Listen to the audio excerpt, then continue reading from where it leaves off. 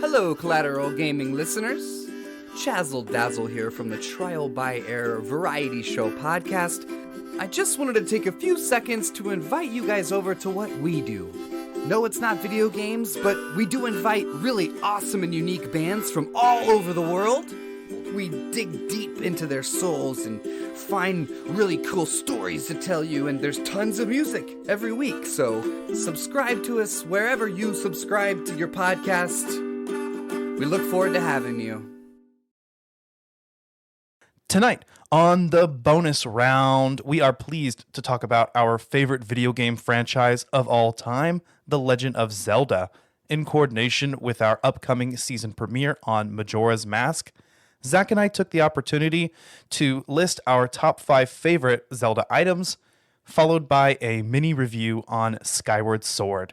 So don't go anywhere because the show starts right now.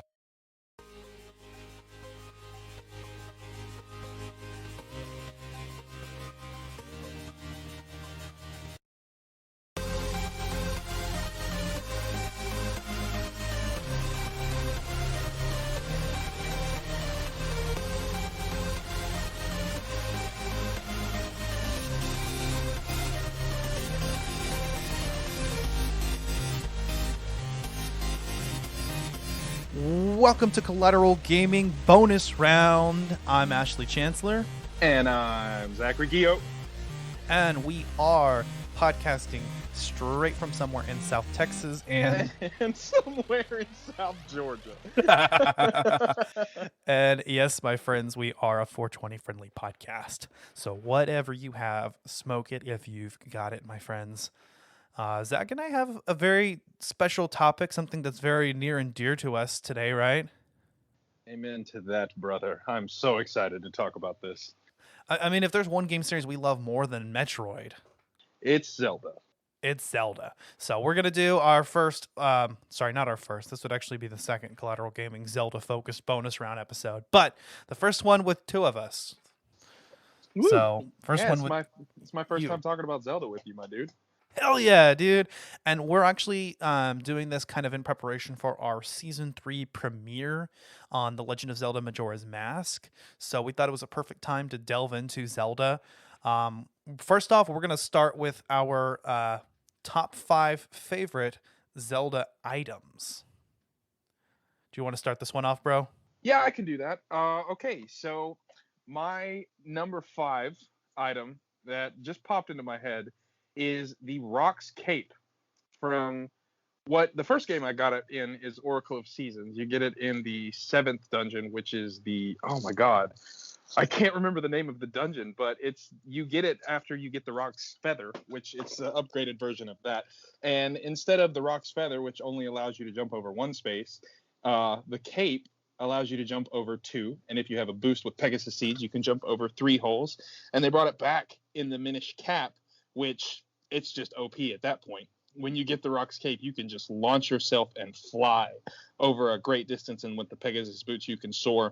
I love Rock's Cape just because in the top-down Zeldas, there's not really much you can do with flight elements. I mean, of course, you can warp places, and you could play your flute or your ocarina or whatever instrument you've got to teleport somewhere, and a bird will pick you up or you'll warp.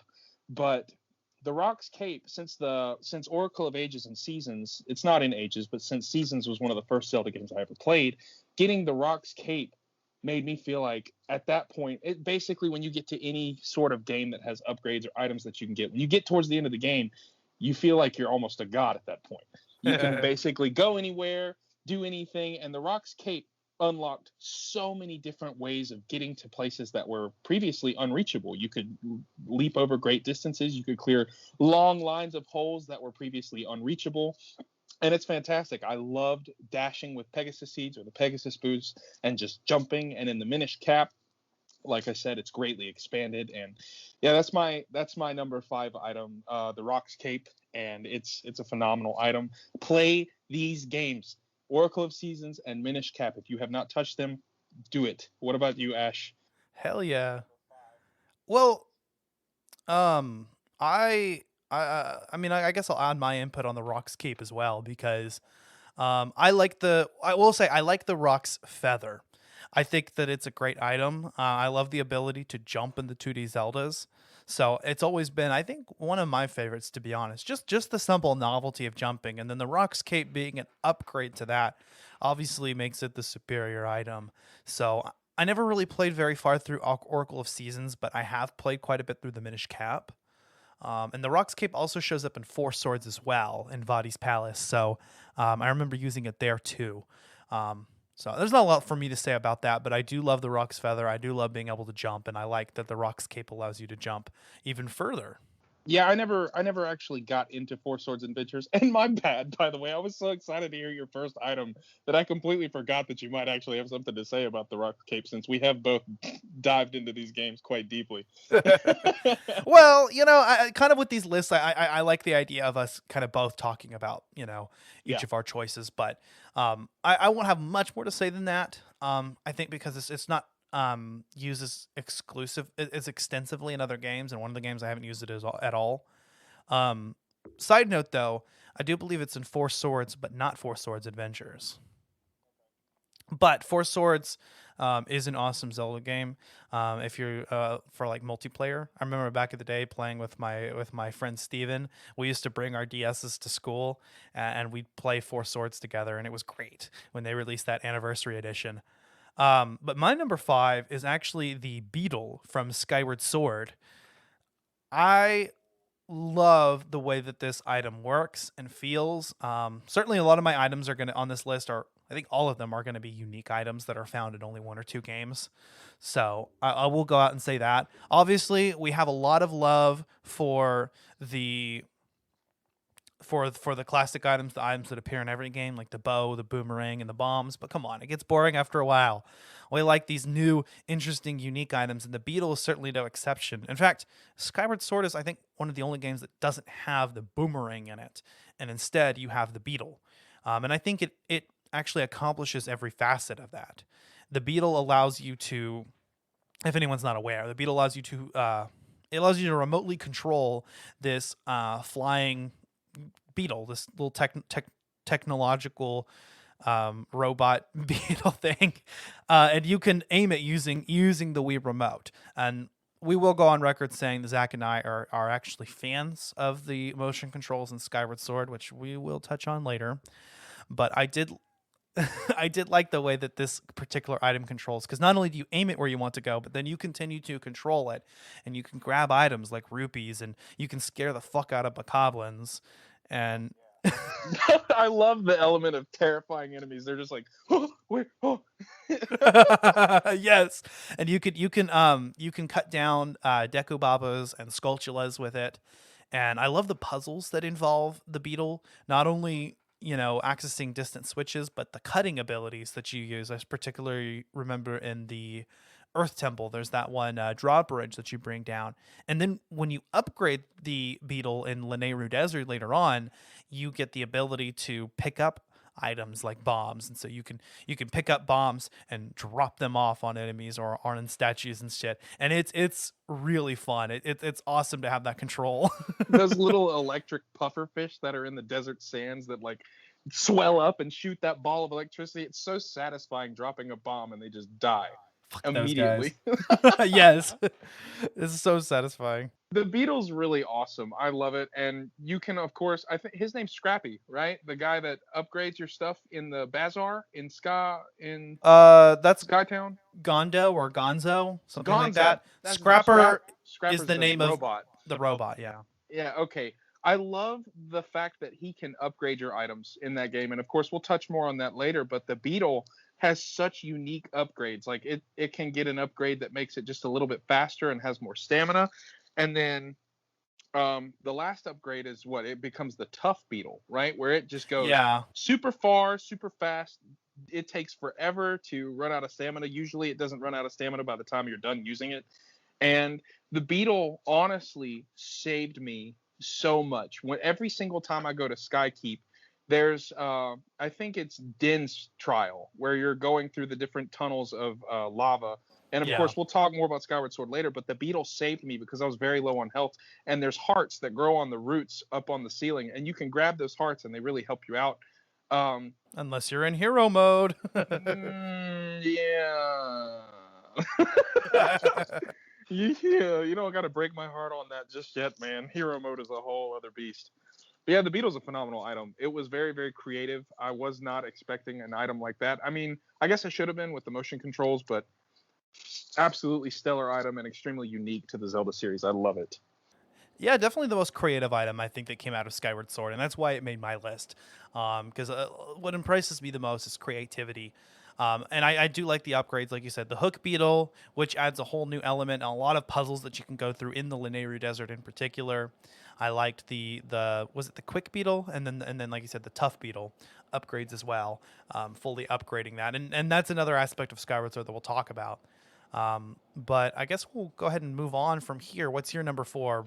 Okay, so number 4, I think this might have appeared in the Wind Waker. I'm not sure. You're gonna have to correct me on this, but the first game that I really dove into, sorry, that really utilized this very well was Twilight Princess, and this item is the bomb arrows. I love Mm-hmm. I love combining arrows with bombs to just launch and take enemies out from afar. I mean, of course, if you're a good shot with your arrow, you can pick someone off from a distance. But the bomb arrows, you could just like hit in the area and you'll hit them. And it's great because it's really awesome for solving puzzles. You can, if there's like a big rock in the distance and you want to blow it up to see if it'll drop rupees or hearts, or if it'll lead to a hidden passageway, you don't have to ride all the way over there. You can just take it out. It's really effective in combat. If you're struggling to contend with an enemy with just sword play, you can distance yourself and pull out your bomb arrows and just knock them out. Um, I loved how unique it was because at that point it wasn't something I'd seen in a Zelda game before.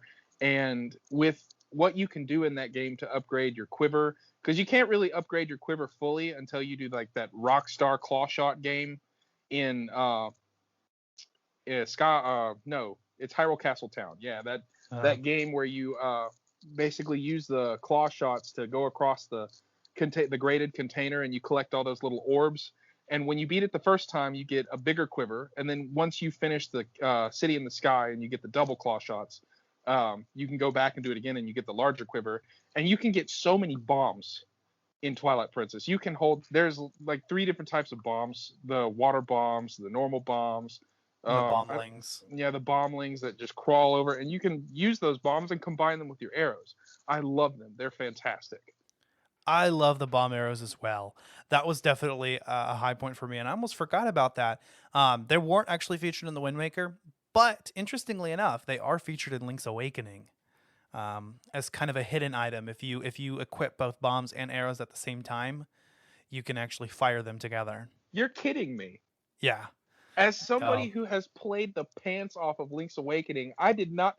Now I'm gonna have to go back and play that. That's insane. I didn't know that was a thing. That was one of my favorite little games growing up for the Game Boy Color. And I mean, it was for the Game Boy. Sorry, don't correct me, people who are listening. I know it's for the Game Boy, but Well, DX was on the Game Boy Color, so yeah. I mean that game was so beautiful, and I had no idea. That would probably really help in the nightmare fight, actually. yeah. And apparently, and I just looked this up, apparently the bomb arrows were planned to appear in Link to the Past, but they ended up making their way into Link's Awakening. And then obviously they're heavily used in Twilight Princess. I like the aspect of combining items in Twilight Princess. That was really cool.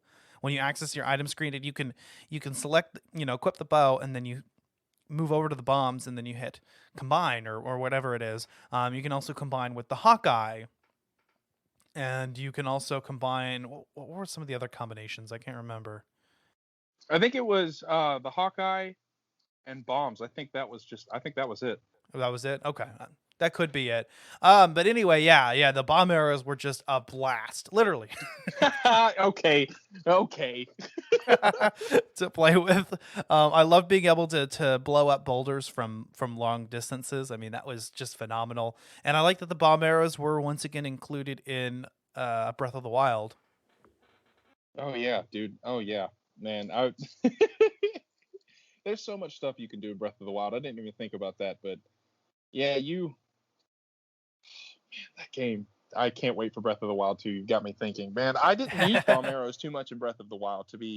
Now that I'm thinking about it, that's why I didn't really come to mind. I tried to do as many new things as I could. I didn't even remember that they were in Breath of the Wild just because I was thinking about how bombs are runes.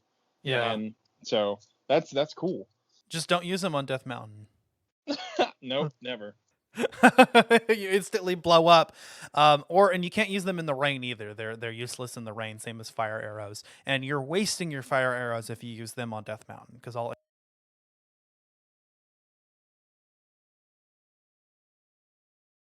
No, they were their own collectible item, like fire, ice, and ancient arrows. Which is one thing that was unique about Breath of the Wild, was that instead of those being like consuming magic power, they just had their own item count. Yeah. So, and they were more expensive, and you use them, I believe, in both the Va Meadow fights and in the Va Naboris fight. You use bomb arrows against the Divine Beast.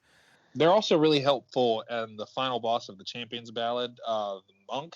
I forget. Mose Kashia or something like that. Yeah, they're super helpful. They're really helpful for stunning him, and you can go in and do more damage. Well, and they're also useful against the versions of Ganon that you fight, like Windblight Ganon and Thunderblight Ganon in those respective battles. If he's up on the wall fighting Calamity Ganon, if he's up on the wall, you just launch a bomb arrow at him, and that's it. He'll fall on the ground, and you can attack him. But my number 4 is going to be the claw shots from Twilight Princess and Skyward Sword. And I will amend this and say it's got to be the double claw shots, or really it's not nearly as cool. And I will say that the claw shots in Twilight Princess are way, way, way cooler than the ones in Skyward Sword. I was kind of disappointed about the limited functionality, but the idea of taking the hook shot, an already iconic item, okay, that is fun and cool to use, and allowing it to attach onto not only more targets, but having 2 of them, so you can zip, zip, zip, zip between targets. And then in Twilight Princess, you can actually hang on and extend the chain and lower yourself down. And that was a really cool aspect.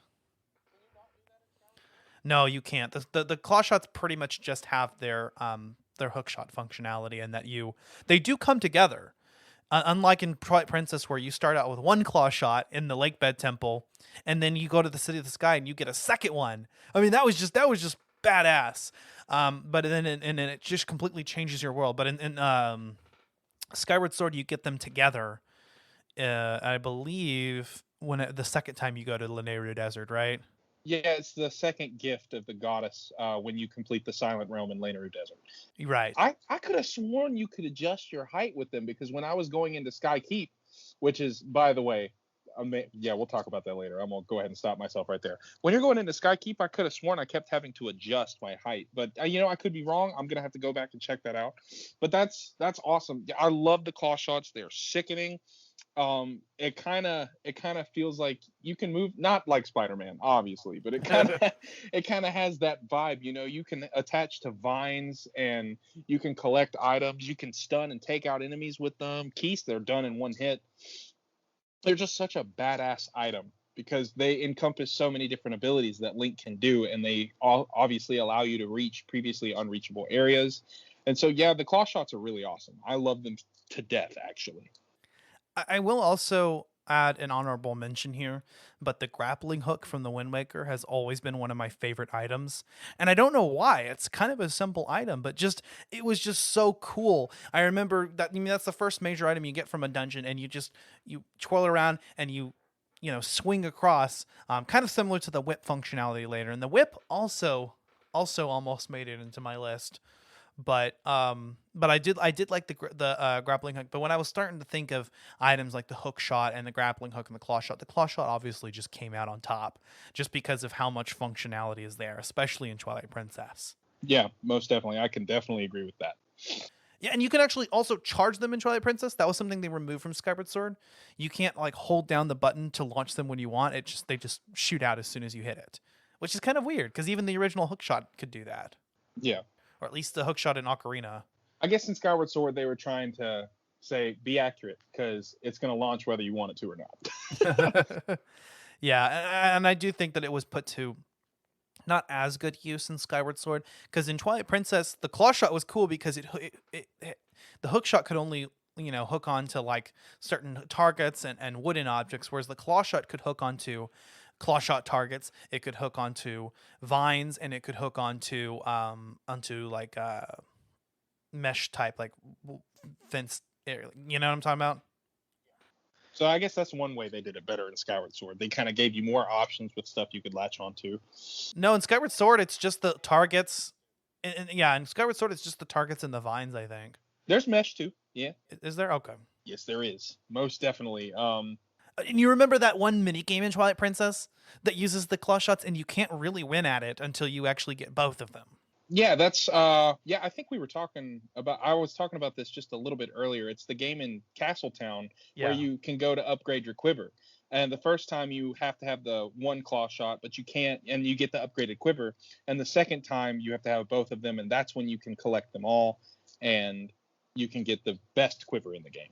So they just unlock so many opportunities, and I like how they separated one claw shot from two claw shots. It kind of gave you something to look forward to.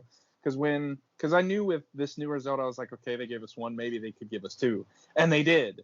And even though Castle in the Sky, or City in the Sky, sorry, this is in a Studio Ghibli movie, but even though City in the Sky is probably one of my least favorite dungeons in the entire series, I love the fact that they gave us a second claw shot, and the mini boss fight to get them was pretty awesome. That flying lizard with the shield, and you had to wait for him to pause so that you could pull him down with your single claw shot and then attack him with your sword. And it was just really cool because it was one of the very few bosses in the game where the enemy actually manipulated you and like did different attacks to throw you off, as opposed to the like 3 and done.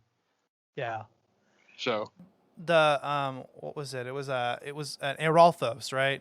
Yeah, Eralthos. Yeah, I actually love the City in the Sky. It's one of my more favorite dungeons because I just love the atmosphere. I love the fact that it's not a conventional dungeon like a lot of dungeons in Twilight Princess, but just kind of this like city in the sky. And I love the music and the boss fight against Arkarok using the double claw shots. It's awesome. The boss fight was incredible, I will say that, but I didn't really like it too much because I don't like it when dungeons feel particularly linear.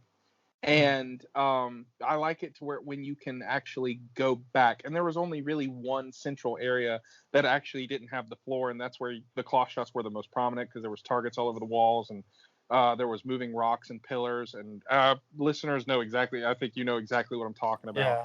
But that was really the only room besides the main room in the beginning of the dungeon that you actually went back to. I'm not a huge fan of linear dungeons. I like when you can't get to a certain area of a dungeon, so you have to come back. And also with how well the dungeons in Twilight Princess were, the City in the Sky kind of felt like a letdown to me, you know. There were so many good dungeons in Twilight Princess. Yes, I loved what is it? I talked about this in my top 5 favorite dungeons, but I loved the Temple of Time. That made my list. And also I think I probably would replace it now actually with now in retrospect the Snow Peak Ruins, because that's just such a cool dungeon. Again, completely unconventional. You don't realize you're in a dungeon until you're like halfway through, but it starts out as like a house, and then you get the fucking ball and chain. Another item that potentially could have made my list here. It was it was definitely in my mind. It almost made my list too, but with as little as you use it, I just couldn't justify it. It's kind of like the spinner. The spinner also almost made my list, but with how little you actually use it, I honestly hope that they kind of bring the spinner back in Breath of the Wild 2 in some form or capacity, or even the ball and chain, and you just have more use for it, you know? That would be cool. Snow Peak Ruins is fantastic just because of the music, the atmosphere, the puzzles, the nasty stew that eventually gets better because of all the wrong places you're sent to. It's so frustrating, but it's so good at the same time. I love that. And Blizzetta was a good boss fight too, yeah. Yes, it was. And she looks into the mirror and then she just turns into this queen of evil. It's amazing. You have to watch the reflection in the floor, but yeah, we're kind of going off on a tangent. Yeah. Oh man. Okay, so number 3. That's number 3. At? Okay, so for me, number 3 is the Wind Waker itself. Hey. I absolutely love the Wind Waker. It was it's the first item in a Zelda game that primarily focuses on the instrument, and I think they got the idea for the harp and Skyward Sword from the Wind Waker, that item being your main item, because in the beginning of the game you have to use it to basically solve a bunch of puzzles in which with each tune you learn, you have to use it to, unless you're playing the HD version and you get the swift sail, you use it to change the direction of the wind so that you can sail across the great sea. And you use it with the command melody to control Mocker, and what's the girl's name? Medley. Medley and Mocker. You use it to control them in their dungeons, the Earth and the Wind Temple. And I'm a musician, so I absolutely love the way they implemented that in the game. It made my heart happy every time I had to pull it out. And yes, it did get annoying having to continue to change the direction of the wind. Or continually switch places in the command melody. Yep. But I love it so much. It's such a unique and iconic item. And it's literally the title of the game. And when I was thinking about this list, I was like, I have to include it. It's such a good item, and you use it beautifully. Are you choking up there? A little bit. I was trying to fight back a hiccup, but you know. It's not like you're like it's beautiful. Oh man. Yeah, I guess that should have come as no surprise to me, since you're a music major. I should have known that that music, one of the musical instruments, would have been one of your items, which I don't think I really thought about them, because the Wind Waker would have been a strong contender for me too. And I think out of the musical items, it's definitely the best by far. I almost put the Goddess Harp as the item, but one thing I don't like about Zelda is I wish that when you got an item, there was some way you could like train with it. Yes, I get it. It's for the flow of the game that Link already knows how to expertly use it. But the harp is ridiculous. The harp, you can just, when you play it just freely running around an area, Link is automatically playing in key with the music that's that's playing in the whatever overworld theme. Like I don't know, the harp was a disappointment for me. I was going to mention that. I was going to say, yeah, the harp is definitely not the best one, because you can't even play songs on it. You can only play in certain areas, and it's the same thing. There's no variety. You're just strumming back and forth, and Link automatically plays the song that you need to. So out of the musical instrument items, not as cool as the other ones. It was kind of a letdown. Are so horrible, dude. The cutscenes where you're learning the song of the hero and Fi is just singing, and it's terrible. I don't. The songs were good though, and playing the harp during those moments was fun. And I like that one area where you use it with Kina singing in the Lumpy Pumpkin is fun, but hard, really hard. La la la la la la la la la. But I'm going to have to agree with you. The Wind Waker is, I think, the best of the musical items for sure. The ocarina is iconic, don't get me wrong, but the Wind Waker added the aspect of not only having to play the right notes, but having to keep time. And that was really nice. And I remember, playing it for the first time, and I had a really difficult time learning the Wind Waker the first time I trained with it, until I learned the trick of not hitting the C stick as soon as it hits up, but holding the C stick and switching as soon as it passes the metronome. Oh yeah, man. They in the original version of the Wind Waker, that was extremely buggy. Sometimes they fixed it in the Wind Waker HD. You could like click the C stick, and I tried to get really good at it, but it's really hard. But so yeah, holding it is the way to go. Yeah, and also it's it was just once you mastered it, it was just so you felt like a master of music. It was really nice, and you were keeping time, and you had to hold down to the left or to the right for 4/4 or for 6/4 time, and I think they made great use out of the songs, better than the ocarina did, because there were puzzles that required you. I mean, like you said, even just sailing your ship required the Wind's Requiem. Using the command melody was honestly one of the coolest aspects of puzzle solving in a Zelda game. I think the Wind Waker probably should have made my list now that I think about it, but oh well, we still get to talk about it. So I will say the only ocarina use that really comes close to it is the Elegy of Emptiness. But it's just so frustrating because you have to play it so many times. I really wish in both the Wind Waker HD and in the Majora's Mask 3D remakes that they had fixed that. Here's what I would have done. Play the melody once. You have to play the song once when you're in the area. And then after that, allow a repeat command So while you're still in that room, you can just press a button to continue to switch back and forth with the command melody, or to continue to lay statues down with the Elegy of Emptiness. Because, I mean, it just got really, really, really tedious having to go stand on a switch, play the Elegy of Emptiness.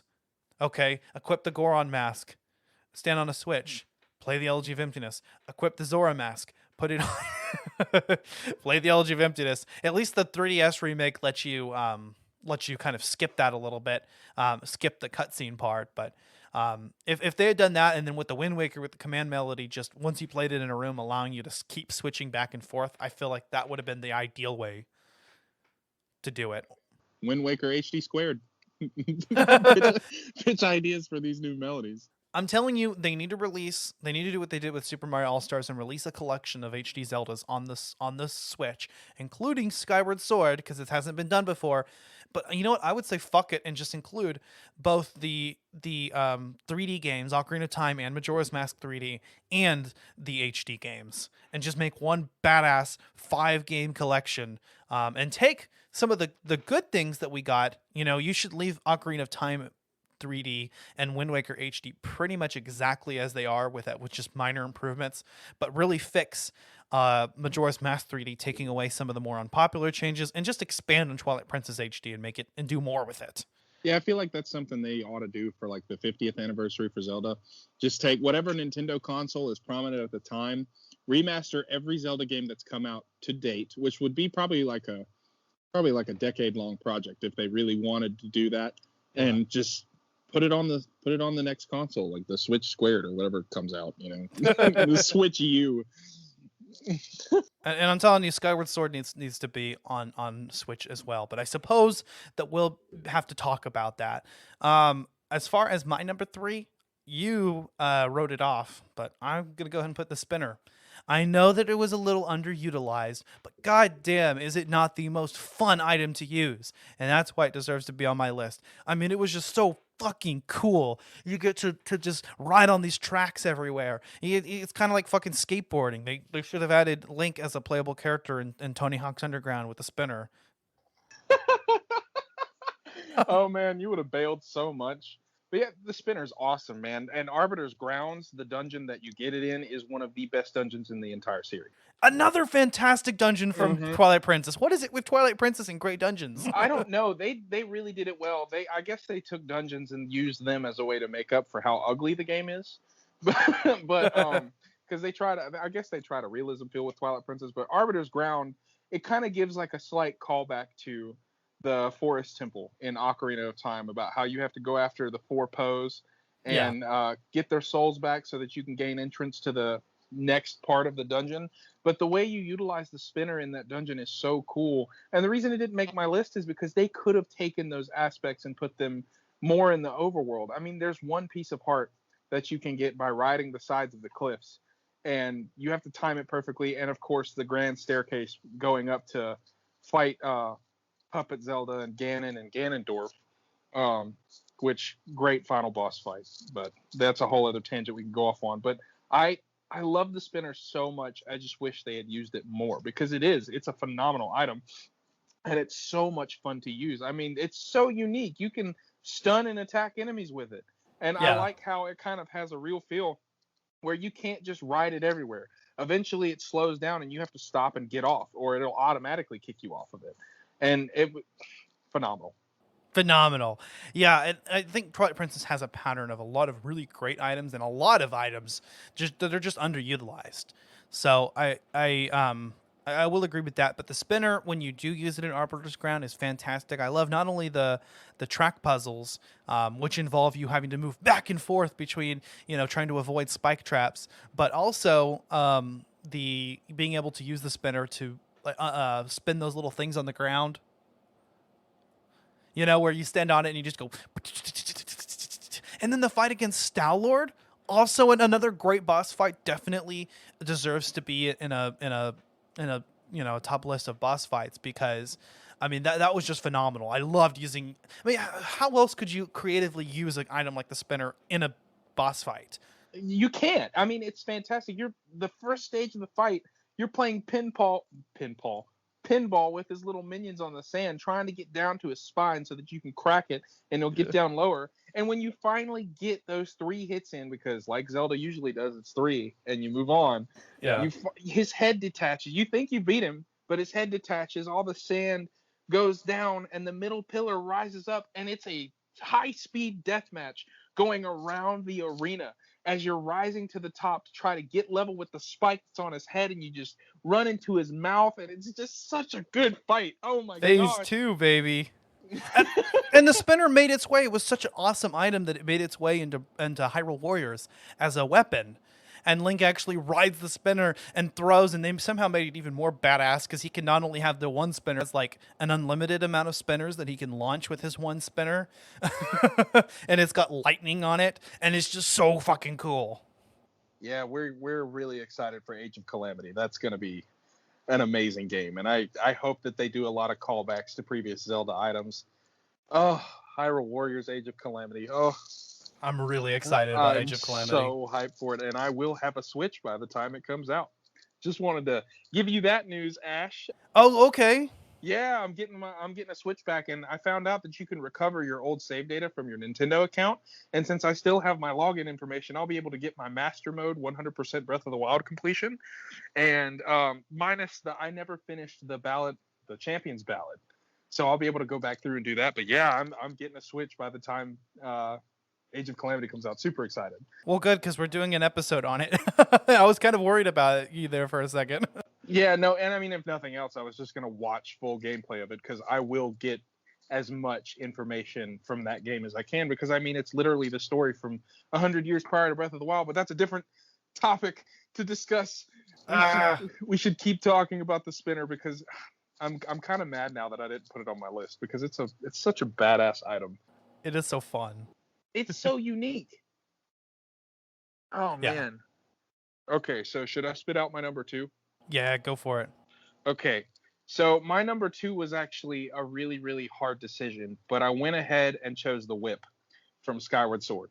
That item is amazing. It is so unique, and it is so creative in the way that you use it. You get it in one of the most beautiful dungeons, I believe, in Zelda history, the Ancient Cistern. Oh, one of the best dungeons, for It sure. is so gorgeous, and I love this dungeon because it just adds so much culture to the game, and it's so beautiful. And it's kind of like the water temple of the game. You have to adjust different things, but not really. It's basically you using the item that you were given, the earrings, and you just swim. But the whip is awesome because you can take monster horns off of bokoblins if you need to collect them, but only the leaders, because usually only the leaders will take out their horns and signal people. But you could rip it off of them. You can use it to activate switches. You use it as kind of like the grappling hook from the Wind Waker, where you can grab onto I don't even know what they're called, but you can grapple across, you can whip yourself across ledges. Indiana Jones style. Indiana Jones style, yes, sir. And the fight with Collateral is one of the best bosses in the Zelda series. And I guarantee Hands down. This is a universal opinion among Zelda players who have played Skyward Sword. And a lot of people have an issue with the motion controls, but the whip utilizes them very well. However you whip with your hand is where the whip is going to go. You can distract and discombobulate enemies. In the fight with Collateral, you can whip his arms off and pick up swords and, oh my God, attack his heart with it. And dude, the whip is such a good item. And I was actually this close to making it my number 1, but my number 1, you will understand why it's my number 1, but we'll get to that later. But the whip is a spectacular item. It's so unique. It's so iconic for me. And I just don't think they could have done it any better. And you can use it everywhere. You know, it's something that you can use on the overworld whenever you want to distract. You can use it a little bit like the fishing rod in the fight with Ganondorf, where if you throw the fishing rod, he'll be distracted by the lure. Yeah. Literally, as soon you can do that with certain enemies with the whip too. Oh, really? Like they'll stare at it and they'll be like, "What was that?" And then they'll be so distracted you can just sprint up to them and sword strike them. It's crazy how much you can do with the whip. Yeah, that's awesome. I love being able to I love being able to swipe enemies' items using the whip. You know, like you said, like the bokoblins with the monster horn. And the whip was definitely, like I said before, a consideration for me. I love its use in Skyward Sword in particular, but I also think they did a good job with it in Spirit Tracks. They just really expanded on it more in Skyward. Yeah. I love the motion controls. I love being able to Indiana Jones. And I love the Coloctos boss fight. I will definitely agree with you there, brother. That was the whip is really fun. And Skyward Sword, I think, did a good job actually of utilizing all its items. You know, there's not very many, but they're all used.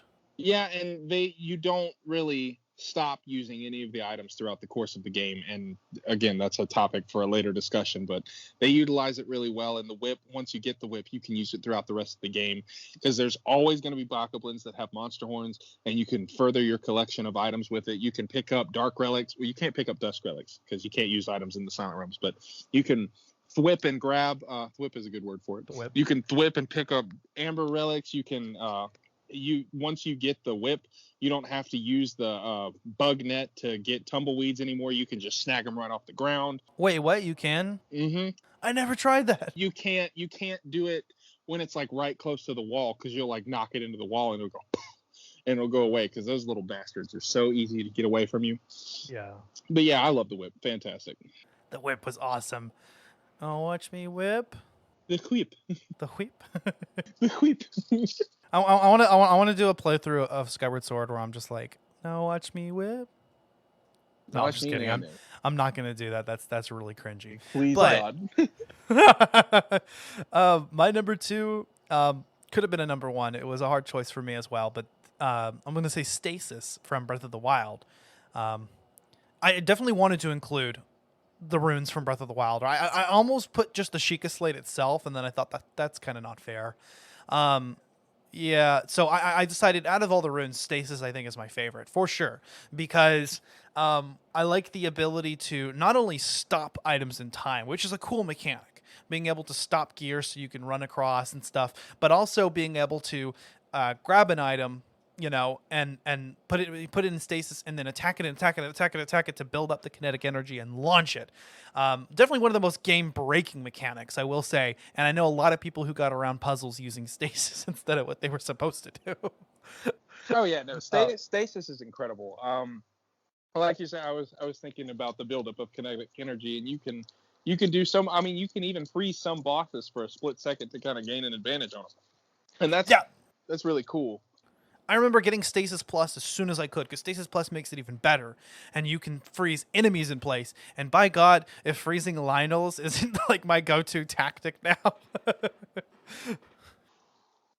Man, the Lionels in that game are ridiculous. Well, they're the only Lionels besides the original Zelda and the Oracle games, but those are nothing. You can just beat those up instantly. But the Lionels in Breath of the Wild, the Stasis Plus really helps, because it's cool to get behind it, and as soon as they break out of stasis, you can just jump on their back and ride them until they knock you off. And oh man, they're the Dark Nuts or Iron Knuckles of that game. Except they're way harder, and it'll kill you so fast. Do you remember in Master Mode the Golden Lionels? Fuck me. Don't remind me, man. Don't remind me. Good Lord, those things are so hard to take. I mean, if you've got good gear, then you can contend with them. But at the beginning of the game, you see one, you dip or you're dead. The Lionels dropped really good weapons too. They did. Like, excellent gear, but yeah, no, Stasis as well as the other runes, I will say, were really, really, really fun in Breath of the Wild. But I did enjoy the aspect of being able to freeze enemies, to be able to freeze items. I just love everything about it. As soon as I saw the trailers, I knew that I was going to love this item. And then when they added the kinetic energy component, and you know what my favorite thing is? Have you ever tried freezing a bokoblin with stasis while it's on a horse? No. It's really fucking funny because the horse keeps going. But the bokoblin just freezes. And then when it unfreezes, it's like, what? Oh, man. I love what you can do with the different runes. You can, like, do chain combos with the runes, too.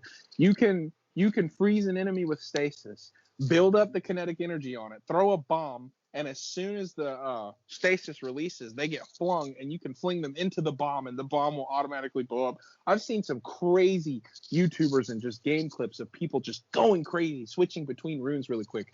And yeah, the Sheikah Slate and the runes almost made my list, but I was just I want to see more with it because they're going to make a return in Breath of the Wild too. I want to see what more they can do with it before I gain an opinion. Because at first I was kind of mad that they didn't include all those items just separately that you got in dungeons. Because when I went into Breath of the Wild, I thought that it was going to be along the lines of the same mechanics, but they added an entirely new spectrum to the world of Zelda, and it was great. I can't wait to see what they do with it. So that's why I didn't make my list, but at the same time, it is a favorite of mine. They're really cool, and there's so much potential there.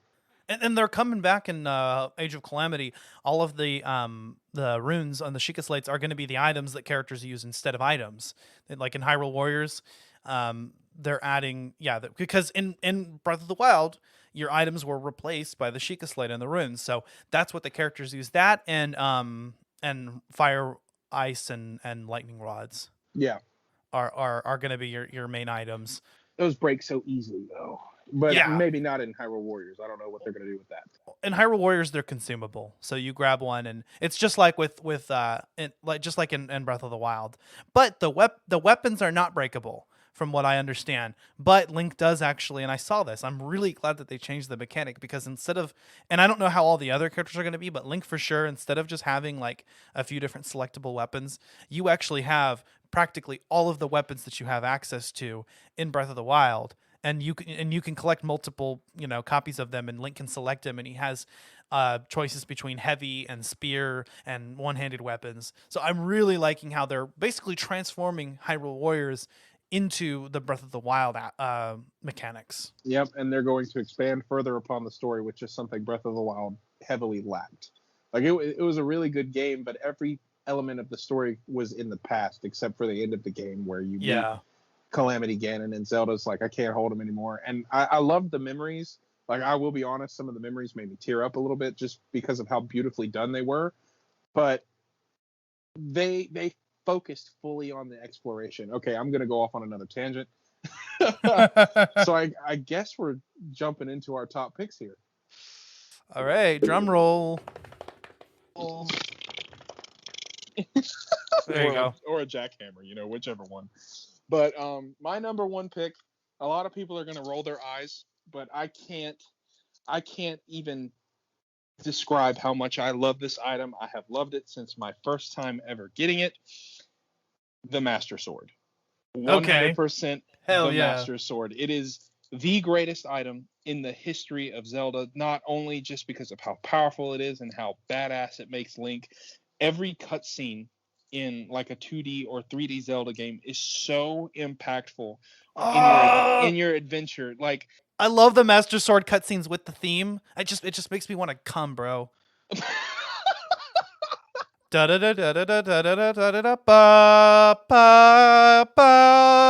look forward to that in every Zelda game. Dude, I look forward to that moment. Good. My favorite one is definitely Skyward Sword, because you spend the whole game building up the Goddess Sword to eventually become the Master Sword after you imbue it with the 3 sacred flames, and then they play that theme once you make it back to the Temple of Time and Zelda blesses the sword, and it finally, the edges of the blade come out and it's shining with that white divine light, and they play that theme, and I'm just like, it's so good. Oh, I nerd out every single time. And when you have 13 hearts in Breath of the Wild and you explore the Lost Woods, by the way, the best rendition of the Lost Woods in the Zelda series. It is creepy. It is spooky. You follow the direction of, I guess, the wind or the sparkles or whatever they are, the mist that's carrying you in the direction. And if you don't have at least 13 hearts, trying to take the Master Sword out of its pedestal will kill you. Yeah. So you have to actually... It doesn't matter in other Zelda games where you are when you get the sword. When you get the sword, you get the sword. But in Breath of the Wild, you have to earn the right to draw it from its pedestal. Yeah, I love that. In Twilight Princess, when you draw the blade from its pedestal, the wind is blowing the dust away from you just because of how divine the blade is. And it's literally called the Blade of Evil's Bane. The sword that drives demons back. It is just the sword that seals the darkness. It is insane. And the purple handle with the green straps running around the bottom of it, Yeah. the kind of hexagonal shape where the Helion or the Triforce crest is near the bottom of the blade, how perfectly sharp and straight the blade is. It's just so good. And I mean, you don't, like we were talking about in a previous episode, I think one of my first games was Oracle of Ages.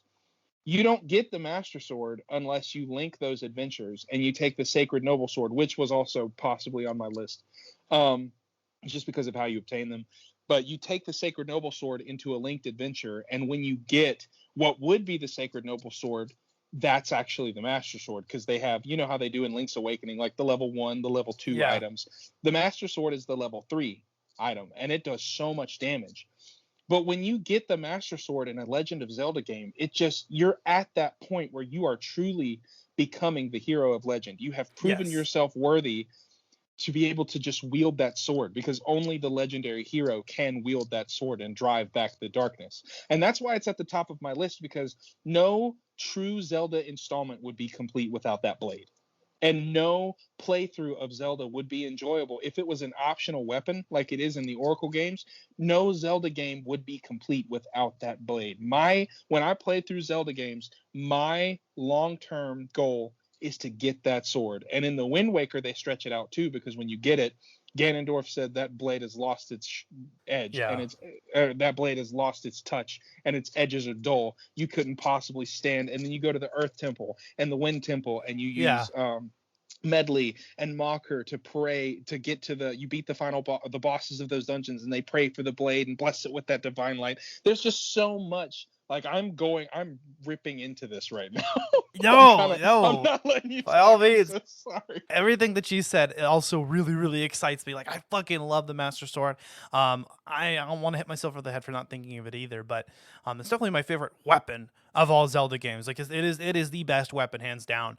I love that it's the only weapon that can kill Ganon. Even in fucking Ocarina of Time, where technically the Bigron sword is more powerful, the final blow has to be the Master Sword. Mm-hmm. You drive it right into his skull, and it's so badass. And of course, And in Wind Waker, when you jump up and you bury it in his forehead, fuck yeah. Yeah. That fight itself is just so good. And I mean, honestly, I like how they did it with the Wind Waker and in Twilight Princess, because when you finally drive it into him, he's done.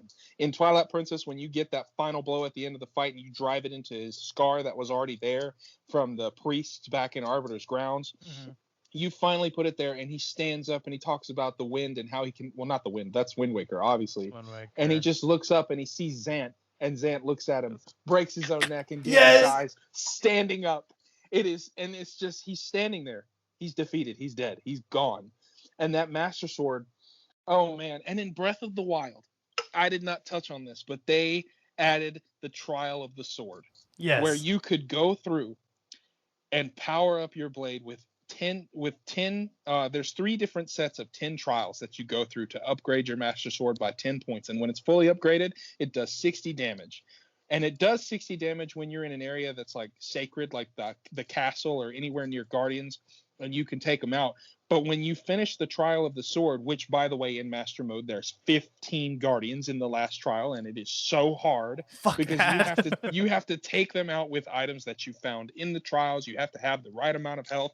You have to have the ability to recover health if just one shield bash doesn't go the way you want it, or you take one hit, because you don't have armor except for the clothing that you found, and it's so difficult. And when you finally get it, it is so satisfying.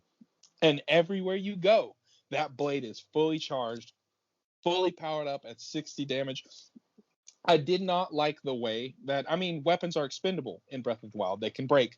But the Master Sword just loses energy, and you have to wait 10 minutes for it to come back.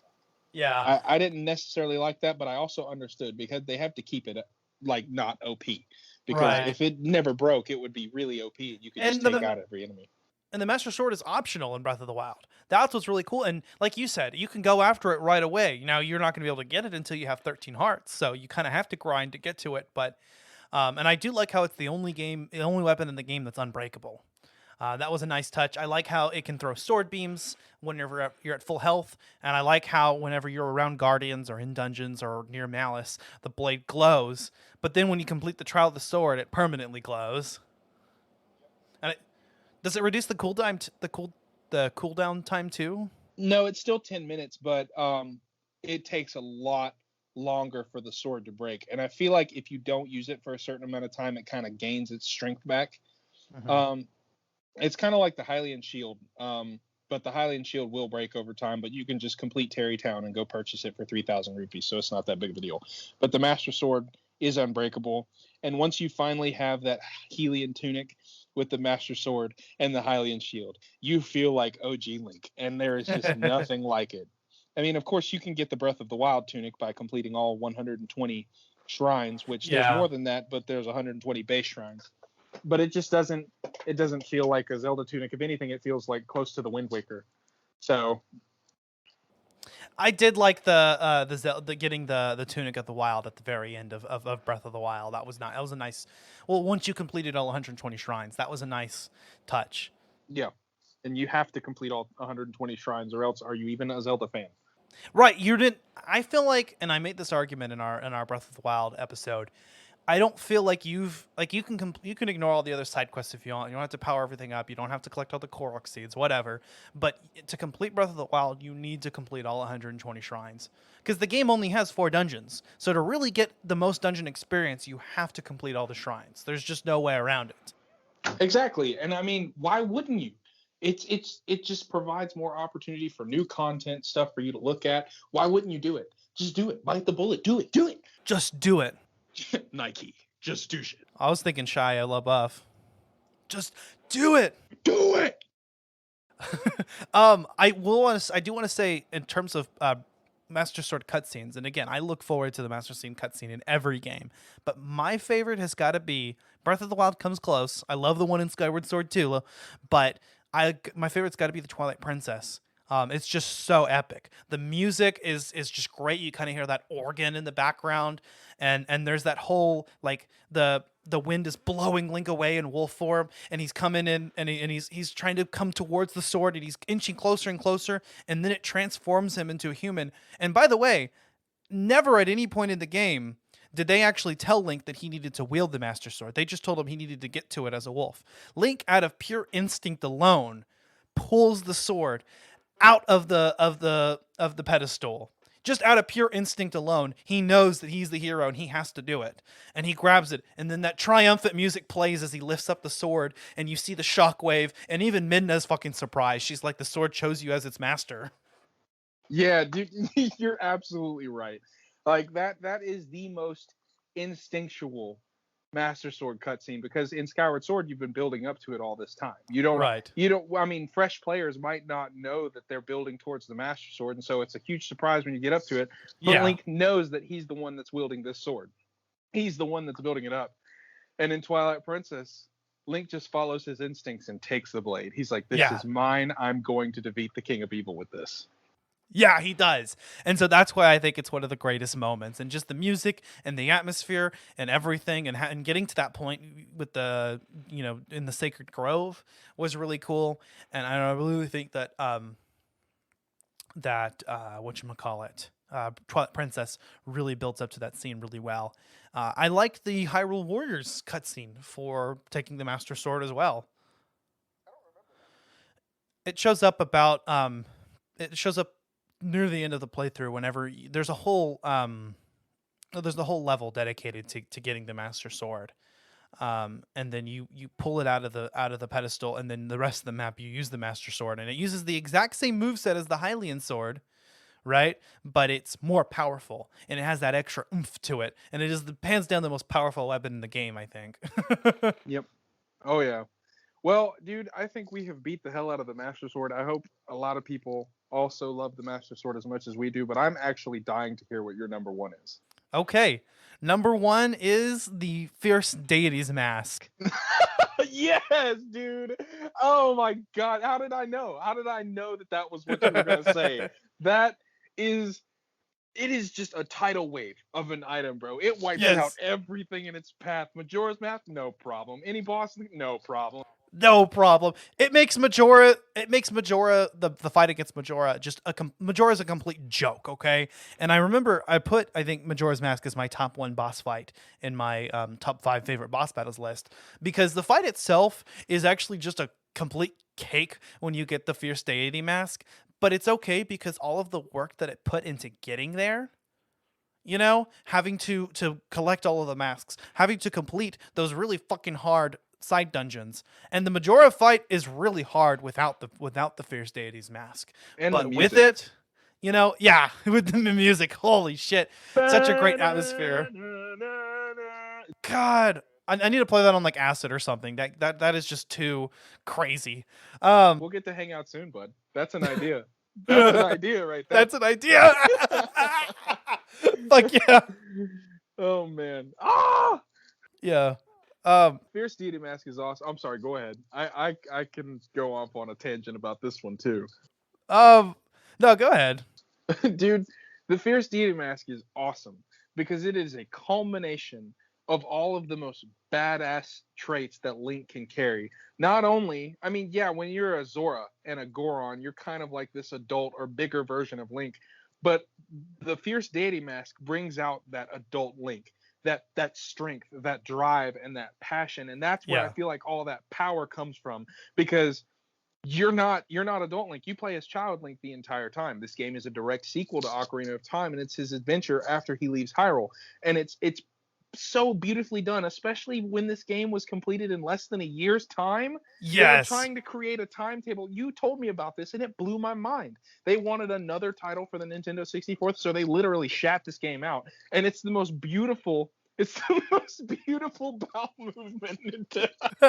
Hey man, save it for the podcast. Yes, sir, absolutely. But the Fierce Deity Mask is awesome. Not only I really, yeah, that's another thing for the podcast, but this mask allows you to wipe everyone out. Like nothing can really touch you. I mean, the final boss is an absolute joke. You can go back and refight the bosses and use the Fierce Deity Mask and just completely wreck them. Yeah. There is nothing that can stand in your way with this mask. And the blade that you wield, That like helix DNA. looking sword, yeah. The double helix. Yes.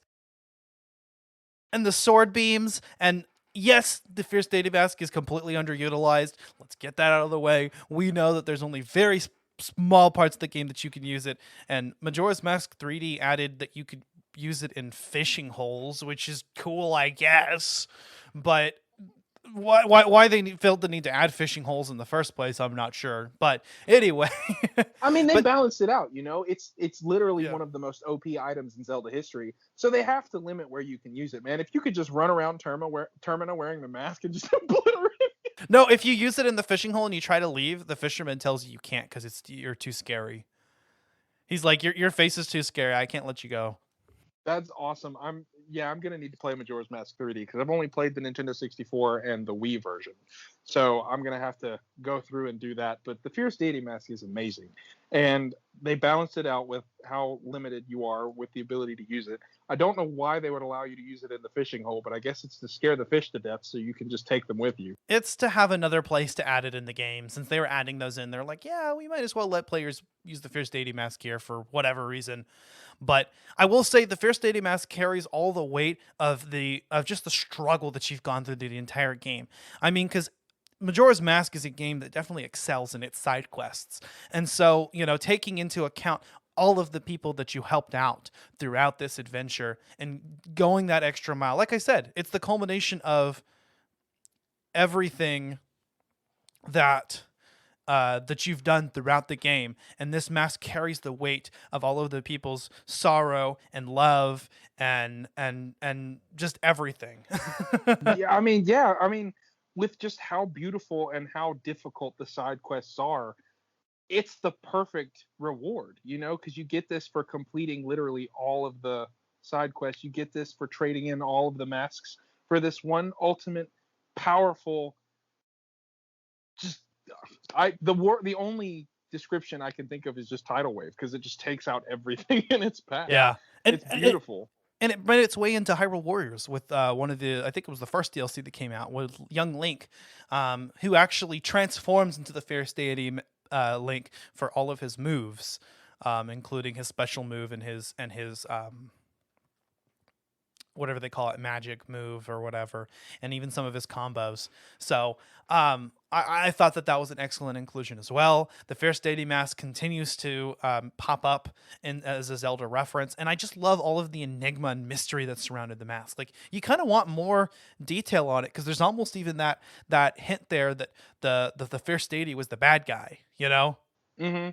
And the Fierce Deity was just as bad as Majora, and Link takes on its form, and that's your adult Link basically in the game. That, and the Goron and Zora forms as well. But it's so OP. It is so fun. It looks so fucking cool, and I love it. Dude, this is awesome. We're doing our top fives, and we're coming up on an hour and a half. That's just so much goodness. Dude, I could probably throw in like 3 more items. I know we probably won't do that, but man, this is spectacular, man. It is. But yeah, I guess that's our top 5 list. We'll go ahead and take a little bit of a break, and then we'll return to talk about Skyward Sword.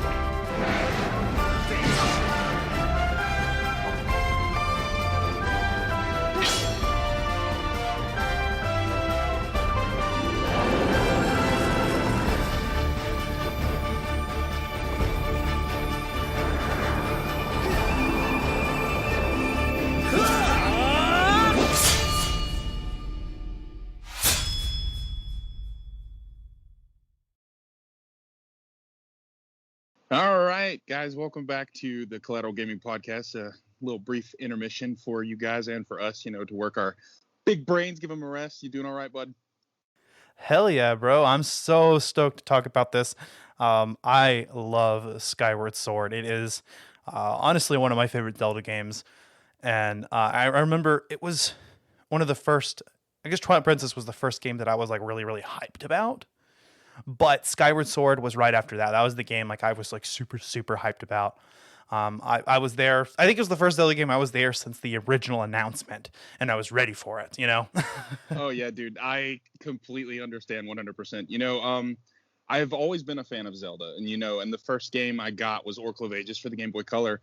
But when I really got into the Zelda games, I didn't really know about the Wind Waker or Twilight Princess. I was just focused on the Oracle games. And so when Skyward Sword was announced, I was knee deep in Zelda. I was such a huge Zelda fan. And Skyward Sword was actually the first game that I just got so hyped up about the release. Like, they announced it like 2-3 years prior. And since that point, it was just a waiting game. And then they announced the golden Wii remote with the Hylian crest on it. And Yes! I have to pre-order this. And so I did. I worked at that time. I was just, late middle school, early high school, so I didn't really have much money, but what money I did have, I put aside for the pre-order, and eventually, when the game came out, I think it was like November 2011. Yeah, that sounds right. It was November, because I remember my birthday's in November.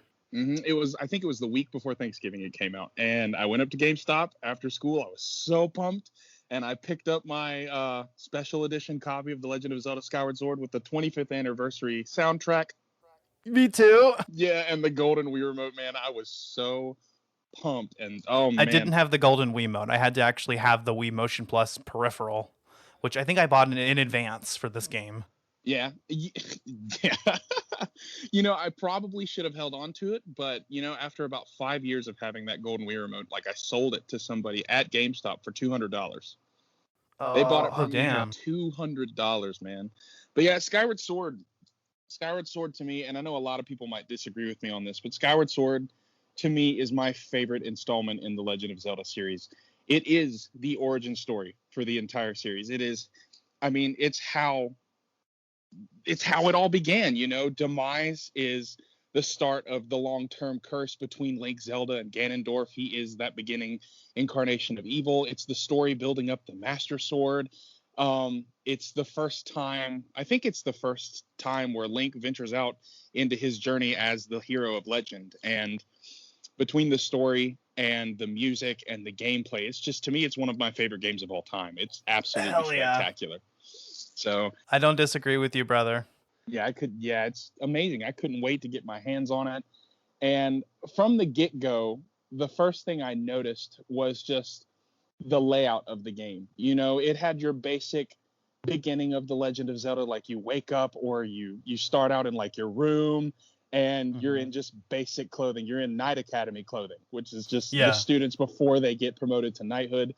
And it starts out, Link is dreaming about just the world down below, Hyrule. I think it's Faron Woods that he's looking at, and then all of a sudden, the Imprisoned just comes out of the ground and consumes Link, and he wakes up to Zelda's Loftwing spitting a letter in his face. And it's spectacular. And just for me, that moment set the tone for the entire game. This game was going to be lighthearted, but adventurous and just so pure and magical and everything I had ever wanted in a Zelda game. I just couldn't wait. I have to agree. It had everything that I wanted. When it first came out, it was my favorite because I was just super hyped. Over time, I kind of rethink that a little bit. Rethunk? Yeah. Rethought? I don't know. Over time, I had time to kind of rethink that, and I don't know if I necessarily call it my favorite now. I mean, Majora's Mask and Breath of the Wild have that honor for me, but it's definitely up there. I gotta say, it's probably in my top 5. I just had have to kind of set out, and because for me, I have a lot of ties. Twilight Princess and Wind Waker, I think, are number 2 for me, and they're both tied. I both love them. But maybe Skyward Sword right after that. I gotta say, probably. I don't know, and I know that's heresy. Ocarina is not. I don't hate it. It's a great game. I respect it. I respect the hell out of it. The only reason it's so lower on the bottom of my list is because I think that every Zelda game that came out after Ocarina builds on everything that's good in Ocarina, and I think they did a better job with Twilight Princess, with The Wind Waker, and with Skyward Sword. Besides a few aspects of Skyward Sword, I mean, yes, it's a little bit more linear than Zelda games. Yes, they kind of hold your hand in the beginning, but god damn, the story, incredible. The graphics, beautiful. They still hold up today. I love the relationship between Link and Zelda. I love the motion controls. And you can hate me all you want for this. I had little to no problems with the motion controls. This playthrough I did, and I think it's because my age-old, almost 10-year-old Wii Motion Plus, the same accessory I originally played this game with, I think is kind of failing on me now. So I think that's why I've been having issues with it.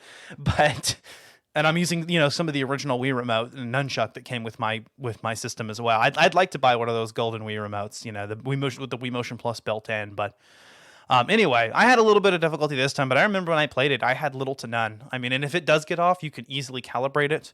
I like that it uses the internal gyroscope instead of, the sensor, so it's a lot more reliable, actually. I mean, yeah, 100%. Like, if the controls feel a little bit off, you can just use a weapon that you're aiming with or you need to aim with, and you can press down on the D-pad to center it.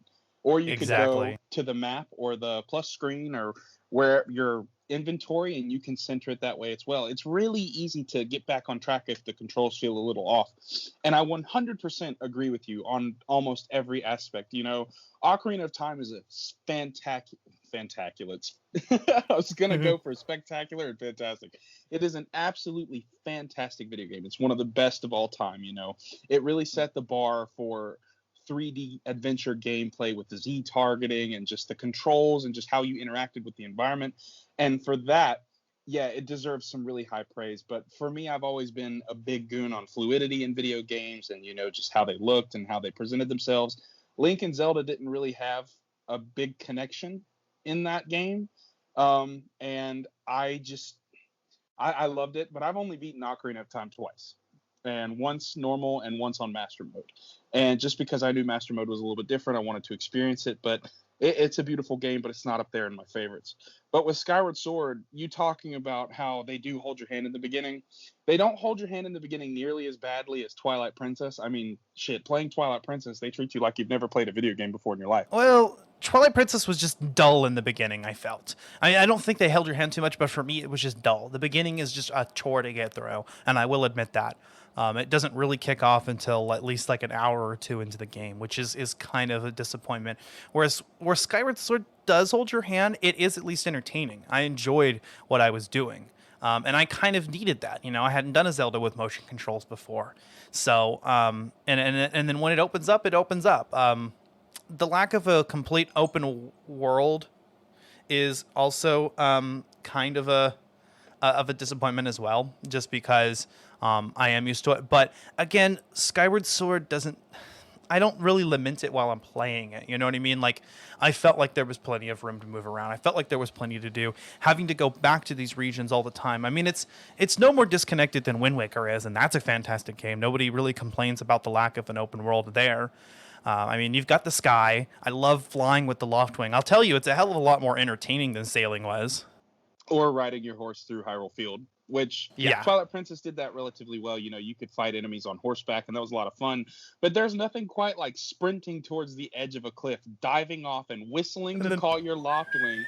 Yes, and then it's so badass. He catches you, and it transitions into the open sky where that beautiful sky theme, bum bum just picks up.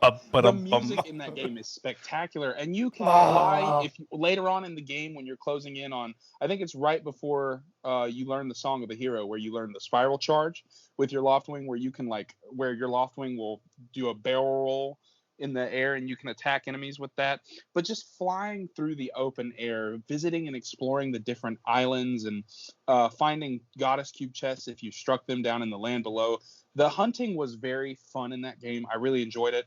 And yeah, the beginning is kind of, you're right, the beginning is kind of closed off, but once it opens up, it really opens up. It takes a hell of a long time to get to the Skyview Temple. But once you get there to that first dungeon, the game is yours. And even though it's a very linear plot and certain things are complete, everything is pretty much tied together back to back to back in that game, it's still, the story is so good that it sucks you in and actually makes you feel like you're a part of it. And so even though you're experiencing this in a linear format, you never want it to stop because it's so good. And I will say that the Song of the Hero is a bit of a momentum killer, but it has one of the best what would you call them? Stealth segments. That's what it's called. Yeah. You land on the Elden Volcano and you lose all your stuff. Oh, I actually love that part. Yeah, it's got one of the best stealth segments in the Zelda series. But to me, it was kind of like a momentum killer because after you finish the Fire Sanctuary and you finally have the Master Sword, you kind of want to go kick Girahim and Demise's ass. You want to just go in full throttle, find the Triforce, But I will say, finding the music notes in Farron Woods swimming through the water is one of the coolest things I will ever experience in a Zelda game. That is. Oh my God, yes. Because I'm a music just transforming. Yeah, no, for sure. But just for me, it was transforming the environment, taking a familiar environment you've been to before, filling it up with water. So you know what I mean? That was cool. And her reasoning for doing it was because she was just pissed off about all the monsters being in the environment. She was like, "Yeah, these meddlesome monsters have messed with my environment for too long, so I just gave them a little treat and filled up." Too bad they come back right after. Yeah, exactly. It would have been a nice touch if they were gone the rest of the game, but that would be cool. But I mean, the water is so deep. It almost goes up to the top of the tree, and literally the whole place is submerged in water. And when you think about it, when you're outside the temple grounds, like when you first land there, it kind of doesn't make sense because with the water being that high, it should definitely come over the gate. But it's 2011. I'll give them that. It's fine. But go ahead. Oh, okay. Actually, I was thinking about the enemies too. And one thing I love about Skyward Sword, and I think this point was actually advertised before the game came out, but every enemy is a challenge because you have to use motion controls to fight with them. So any enemy can kill you, especially if you're playing hero mode. So every single enemy is its own kind of strategic fight, and all of the bosses are super creative. All of the items are used in creative ways, and I think we brought this point up earlier, but all of the items are used throughout the game, and there's not very many of them, but they're all used, and they're all used effectively. And in this case, less is more, because we got a good use. I will say the only exception, of course, is the slingshot, because who's going to use the slingshot when you have the bow? I mean, Dana, you can't see me, but I'm raising my hand. Okay. I'm raising my hand. Because you can upgrade it to the scatter shot, and that thing's badass. I love it. That's true, and I already have in my playthrough. And I'll retract that a little bit. There are some situations where it's better to just go ahead and use the slingshot, if nothing else, to conserve your bow arrows. I was gonna say your bow ammo. Those are called arrows, dummy. Bow ammo, bammo. I agree with you. Go ahead. We're too excited to say it's beautiful. But I like using the slingshot a lot because there are some enemies. I mean, this game does it so well. A lot of people hate on the motion controls, but it really opens up a way for you to combat each enemy differently. It's yes. Beautiful. Like the Bokoblins are usually one of the simplest enemies in a Zelda game to kill, but they're tough as hell in this game because they are literally trying to block, and you have to look at where their sword placement is to perfectly time your strikes so that you can knock them down on the ground, and some of them you even have to finish off with a final blow because they're tough. I mean, the Master Sword makes it a little bit easier, but that's one thing I really like. And using the slingshot helps me out a lot because they're not expecting to get hit by some seeds, and so it stuns them. So you can sprint in really quick and take them out before they have a chance to try and block you. And so that's why. And the scatter shot, you can stun multiple enemies at a time and then run in, do a spin attack. And there's like 4 or 5 different spin attacks you can do depending on how you wiggle your Wii Remote and nunchuck. And so there's a huge variety that came with these motion controls, and it makes the game so much better. Say what you want about the motion controls, but I think they're fantastic. I love them. I love doing the Skyward Strike. You just hold the Wii Remote up. Mm-hmm. Yeah, and it's instantaneous once you get the Master Sword. It's like, blink, done. Bling. Yeah. Fucking awesome, dude. Especially when you do the New Game Plus, or should I say Hero Mode, because you carry over your Skyward Strike from the previous game.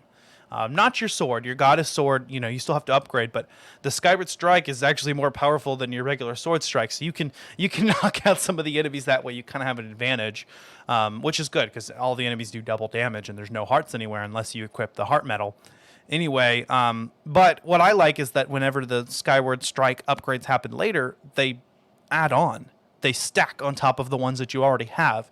So you can literally get an instantaneous Skyward Strike once you get your second go around with the True Master Sword.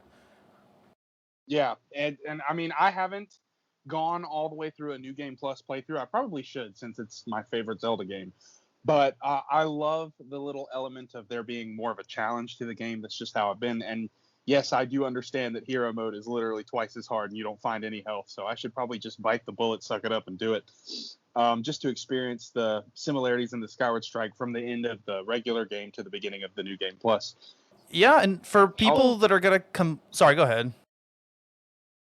For people that complain that Skyward Sword is too easy, which, I mean, I don't really think it is. I think there are definitely some difficult parts. But for people that do complain that, because I've heard that, play Hero Mode. And if they do remake Skyward Sword for Switch, which I really hope they do, I would hope that maybe they should just offer Hero Mode from the beginning as an option. For people that have already played the game before, or for people that want a bigger challenge. And I kind of wanted to get into this too because I was thinking about it in advance, and I was talking to you about some of these ideas, but I really have a few ideas as to how they could make it work. I mean, obviously we have the Joy-Cons, so motion controls aren't going to be an issue. The Joy-Con has an internal gyroscope, so it would work pretty much functionally identical to the Wii Motion Plus. I don't know if the sensors are as good, but I'd expect that they are. Well, with what they did with Breath of the Wild, you could kind of say that they might even be a little better. I mean, sure, you're not necessarily aiming with a cursor, but it's kind of linked to how the gyroscope works within the Joy-Cons. It's kind of like paired with what's going on the screen. So you can control it even better, in my opinion. And if they like switch to a free form for when you're like doing sword fighting and it just relied heavily on what you're doing with the Joy-Cons versus what you're doing when you're aiming, I think it would work perfectly well. But you said something about the Switch Lite and how that might not work, and so they would have to switch to actual like dual analog controls or something along those lines. I think it could work. They would need to offer the option. Like if you're playing, I think they would need to offer both control schemes. So if you have the Joy-Cons, great. You can do the motion controls but for people that are going to complain about it, and also for people like me that have a Switch Lite, or people that play in handheld mode. And, yes, you can pair a couple of Joy-Cons to a Switch Lite, but it's not going to come with it. I think they should offer, and they did the same thing with Super Mario Galaxy. For people that are in handheld mode, or, they offered the touchscreen play, for the Super Mario Galaxy controls. And in this game, I think a dual analog stick could work. I think you could use the right stick. Obviously, aiming your sword, you would do it exactly the same way, but with quick. Think about how you do smashes in B, smash attacks by flicking the stick rather than moving. That's how you would do like slices, right? You would double tap in one direction for a spin attack. Obviously aiming controls would work exactly like you think they would with dual analog sticks. And then for like the bombs, for instance, you would flick up to move into throw mode, and you would flick down to move into roll mode, and then you'd flick again in that same direction to actually do it. So if you want to do it real quickly, you could just, again, just double tap it. I think it could work. It would be maybe a little bit awkward, but no more awkward than, again, Super Mario Galaxy implementing the touch controls because they absolutely needed to. I think that they would need to offer the option. And like we said with Metroid Prime 4, offering both control schemes would be a great way to appease everyone who would play the game. And nobody could complain that the dual analog sticks controls weren't good, or that the motion controls weren't good, because if you don't like one, you can do the other. Exactly. They would just need to take a lot of time. Nintendo would have to put a lot of time into making it smooth, because if they don't focus on it and they still give us the option, I'm happy that they give us the option, but if there's like a few bugs in the system, it could fuck everything up. And that's not something that would blow over too well, because if they're going to remaster this game, which they should, because they've been remastering Zeldas on their 10th anniversary and they've been doing a spectacular job. Like, I know they waited a little bit longer to do Link's Awakening, but my God, that game is beautiful. Twilight Princess HD is spectacular. Wind Waker HD is one of the best remasters of a game I've ever seen in my life. And they did such a good job smoothing out the control schemes and your interactions with the environment while keeping the same basic, beautiful touch that these games had in their original versions. They need to do that with Skyward Sword, or it's going to go up in smoke really fast. Now, I know for a fact that they can take the Switch and make Skyward Sword be one of the most beautiful remasters in Zelda history, because they skipped over an entire generation, I mean, Twilight Princess, when it came out in 2006, was for the GameCube and the Wii. And I think it was one of the last titles that was actually released on the GameCube. But when they remastered it, it was on the Wii U. And it was spectacular. The only other Zelda game besides Link's Awakening that skipped a generation was the Wind Waker, because it skipped the Wii. But you could replay it. You could play it on the Wii because the Wii had GameCube compatibility. I rationalized it as Twilight Princess was a GameCube game that just last minute got ported to the Wii. We'll count it as the GameCube. And so if we follow the pattern, we should be getting ports of a game 2 generations after, typically. Yeah. Obviously, Link's Awakening is a huge difference, but technically they did already port it twice, so or ported it once already. Yeah, they ported it for the DX version, and then they remastered it a year ago, 2 years ago? Yeah. But older games notwithstanding, it seems like they have a pattern now, and that seems to be a recurring theme. So, if this is to be believed, then we didn't really have any Wii U games for Switch, unless you want to count Breath of the Wild, which I guess you could put it in the same boat, but I think it was, I think the Switch was late enough in the development that it's a Switch launch game, and it was optimized for Switch as much as it was for Wii U. But theoretically, not the Switch's successor, but the one after could be seeing a remake of Breath or a remaster of Breath of the Wild, or a port, if not the one after, Or no, I'm sorry. No, the Switch's successor technically could see a remaster. Although, with Nintendo, I mean, I guess there's not really going to be a rule. I mean, they're already sending Wii U games onto the Switch, so nearly every popular Wii U game is all the first party ones are getting ported to the Switch. So Yeah, I mean, 100%. And we know for a fact that Breath of the Wild was meant to come out on the Switch, but people who couldn't afford a Switch and still had a Wii U was like, that's not fair. We want to play the new Zelda game. And so Nintendo was like, all right, we'll port it to the Wii U. When it was originally announced, it was going to come out on the Wii U. I remember that. The Switch hadn't even been announced yet. But the Switch's announcement still came like midway through Breath of the Wild's development and not like right at the end, like with Twilight Princess. So it was optimized for both systems. Whereas Twilight Princess was a clumsy attempt at porting to the Wii. It wasn't perfect, and we all know it was. The GameCube version is, for a good reason, considered the superior version. I mean, literally all they did was flip the version in the Wii and add a weird pointer system for no reason. I don't know why it's there. It's weird. And then it doesn't make sense. Skyward Sword is what a Wii game, Wii Zelda game should have been. 1-to-1 sword controls, not, just with the Wii version of Twilight Princess, you just shake the Wii remote and Link swings the sword as he normally would. So, yeah.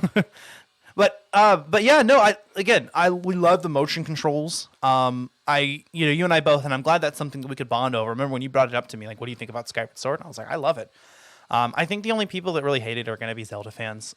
Not even, I honestly want to say it's probably just a vocal minority, if anything. I don't think it's even represents the majority of players. I mean, because Skyward Sword got 9 out of 10, 10 out of 10 in most gaming magazine. Yes, it did. People loved it. It was a Wii masterpiece. Yeah, it was Game of the Year. I remember. I had it as my Facebook cover photo. Oh yeah. A Zelda game always make Game of the Year, but and it was very technically underpowered compared to games at its time. Remember, this game came out at the same time Skyrim came out, so make of that what you will. I will say yes, the game was technically underpowered, but we already came to expect that on Nintendo, and it's a fucking Zelda game. Who cares? It's a goddamn masterpiece. Yeah, and the Wii came out in 2006. A Zelda game that's going to come out 5 years later, literally right before the Wii's next generation. It's not going to be the most powerful thing in the world. What we were after was gameplay and story, and damn it, we got it. There is not a single Zelda game on the planet that touches Skyward Sword's story. And I will say that without a doubt. It's okay for people to disagree. Ash, I think we are on the same page with the story because it has me on the edge of my seat even 10 runs later. Oh my God, Zelda and Link's relationship? Well, they actually have a relationship this time. It's right in front of you. I mean, it's teased, but God damn it, she's so cute. She just like gets right at his face, and there's that when she pushes him off instead, and then there's that one point where she's about to say I love you before she gets taken. She's like, there's something I've been meaning to talk to you about, It was right in your face. The sky after the wing ceremony, man. And Girahim and his poorly timed tornado just comes out. Girahim! All the love. Talk about another great character. I mean, Demise is a little bit underdeveloped. He only shows up at like the very end. But that is a convincing reason as to why, for instance, they explained the whole idea of the reincarnation of Zelda, Link, and Ganondorf. Yeah.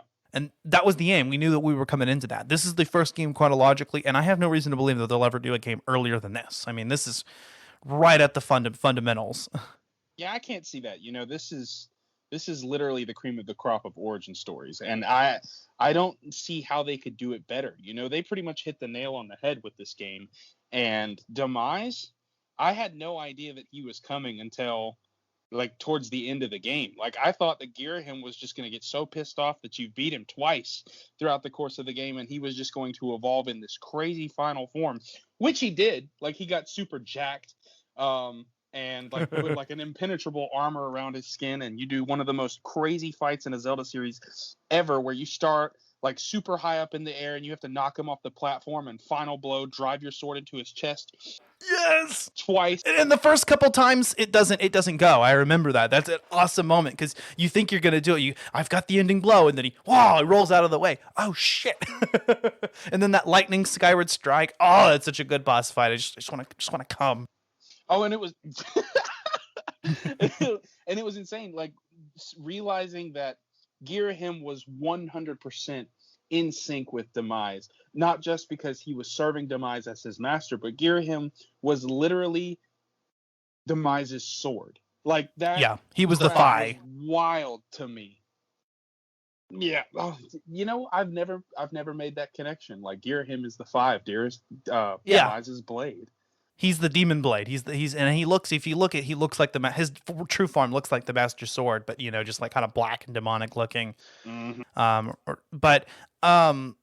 Yeah, he's a sword spirit like Fi, but obviously he's been around much longer, so he's come to develop a personality.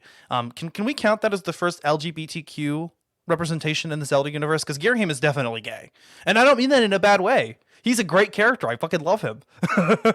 I know Nintendo probably. I think there was a little bit of controversy. They came under fire for like the first like gay seeming villain. I mean, gay seeming character to be a villain. But come on, he's fabulous. I couldn't tell in the beginning of the game whether he actually wanted to kill Link or if he wanted to, hook up. But when he first appeared, my first thought was, "Yes, Queen, come on." Hell yeah! And he comes behind him and he does that thing with his tongue, and you're just like, "Oh." And he's just toying with him. I like how he's just toying with him that first boss fight in Skyview Temple. And then he doesn't realize just how powerful this kid actually is. He's like, "Run and play, Sky Child, but get in my way again, and you're dead." I love that so much. Like, Girahim has the most personality out of any Zelda villain that we faced, except maybe, the Gerudo Witch's twin Rova, or Ganon in Ocarina of Time. Ganondorf in Ocarina of Time. Yeah. So, fantastic. I love him. Can we, let me see. Yeah, can we talk about the Girahim fights? Because, I mean, I feel like that's a big highlight of the series. I mean, of the game, my bad. You fight him 3 times. I mean, it is a highlight of the series. Because, it's fucking, those are some of the best fights. And there are a lot of great boss fights. We already mentioned Collateral earlier. Some of the other great boss fights, what we have, Scaldera, easy but fun. It's an absolute blast. The fucking Moldarak, who becomes just a regular enemy later on. Tantalus was kind of a letdown. I'm not gonna lie. Not a big fan of the design. Yeah. I wasn't a big fan of the design. Again, it's the whole there's the one big eye, blah blah blah. But that moment, because the Sand Ship is one of my favorite dungeons in Zelda, like of all time. It was in my top 10 list. And I just love how that boss battle opens up, because you've got the tentacles ravaging throughout the ship. You get the boss key, and then you got to run all the way up to the deck. That's a great moment, just all up until the execution. Ship's filling with water.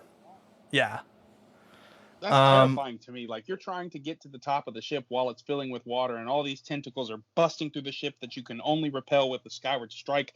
And you get to the top, you go outside, it's all stormy and dark, and the water's going crazy, and then a Toy Story creature pops up. I have mixed feelings about the imprisoned fights. I think if maybe they just weren't so repetitive, if it wasn't so many times, if you didn't do it 3 times in the game. Because I didn't mind fighting Girahim 3 times. Those were great fights. But the imprisoned fights do get a little bit old, but they are a challenge. I mean, I think the first time I fought the imprisoned, that was pretty cool. The last time was pretty cool. If they could have just kept it to like the 2 fights, it probably would have been fine. Yeah, you're right. When they implemented Groose into the last one, he literally has to fling you off of his little homemade cannon onto the imprisoned's head, because that's the only way you can get there quick enough to get the spike. And he's flying up out of the center, and it's terrifying. You're shaking. You're like, oh crap, he's moving. That's cool. The second fight, the one that's in the middle, it just sucks. And the final fight, you can completely wreck him. You don't have to fight him the normal way. You can just launch into his head and boom. There's kind of a way to cheat the other fights like that too. I don't know if you're aware, but you did the boss rush. You probably are. But the easiest way to actually fight the imprisoned was to go up a level above him and then just hop on his head. Normally he would try to shake you off, but if you were fast enough, you could just knock the shit out of that thing. Or if you stun him with a Groose bomb first and then did it. The reason I never hit the big gust of wind in the middle, I guess that's what you'd call it, the big one in the middle that sends you to the top of the sealed grounds, is because usually when he stands up after you've knocked him on his ass, there's a cutscene that shows him slowly standing up, and you're still falling, but you can't control it. And so even if you get close enough to his head to land on it, and that cutscene starts, you just see him standing up and Link just falling gracefully, and then he just automatically opens up his sailcloth and you're back at the bottom to do it all over again. So getting on the ledge above him and just jumping on his head, that's the easiest way to do it. And the first time I did the boss rush was for the last piece of heart in the game. And the second time I did it was to get the Hylian shield. That's if you're gonna play that game like a true Zelda player, you have to get the Hylian shield. You just have to do it. You have to. And the second time, I tried to go for records on all of the boss fights, and I think with each of the imprisoned fights, I was able to beat them all in under a minute and a half. And it was because of that strategy right there, getting onto the upper level and jumping on his head. Galactos, which is one of the best bosses in the entire series, it took me 5.5 minutes the first time doing the boss rush. And I think I sent you this picture over iMessage, but the second time, I was just trying to get through the bosses as fast as I could, and I wasn't even paying attention. But I beat him in 2 minutes and 40 seconds. I will never forget that, because that boss is hard. It's beautifully done, but it's hard, and you have to be careful because he's crazy with his arms and swinging swords and throwing blades at you. He's covering his heart so that you can't attack it. You have to rip his arms off with the whip and pick up the swords. It's crazy. And so that leads into kind of what I wanted to talk about next. The dungeons in that game and how they lead up to the bosses. You said that the Sand Ship is one of the best dungeons in the series to you. I can totally agree with that because, for one, it's the only dungeon in the game where the entry to the dungeon, the cutscene is different. Instead of him staring down into the abyss of this door before walking down the stairs, it shows Link just determined to get up to the top of this ladder to see what's going on the ship. And also the use of time shift stones in the Lantern Root Desert is one of the coolest things in Zelda.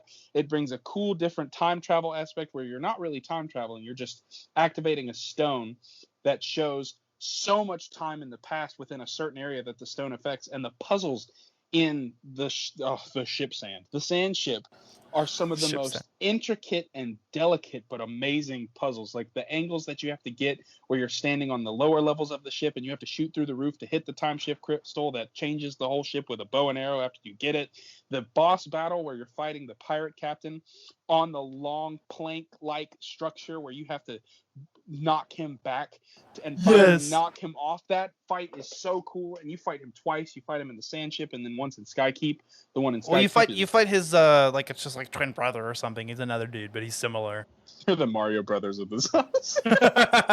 Well, that's Ingo and Talon, right? Ingo and Talon, yep. Yeah, they're Luigi and Mario. I mean, at least their designs are based off of them. Yeah, I have to agree with you. Even the first dungeons in Zelda's usually aren't the best. But I gotta say, Skyview Temple is a fantastic first dungeon.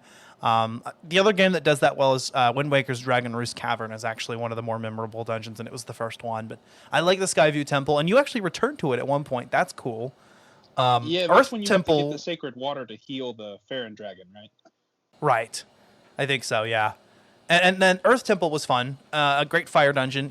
Ancient Cistern, you mentioned that earlier as one of your favorite dungeons, and it's actually a good water dungeon.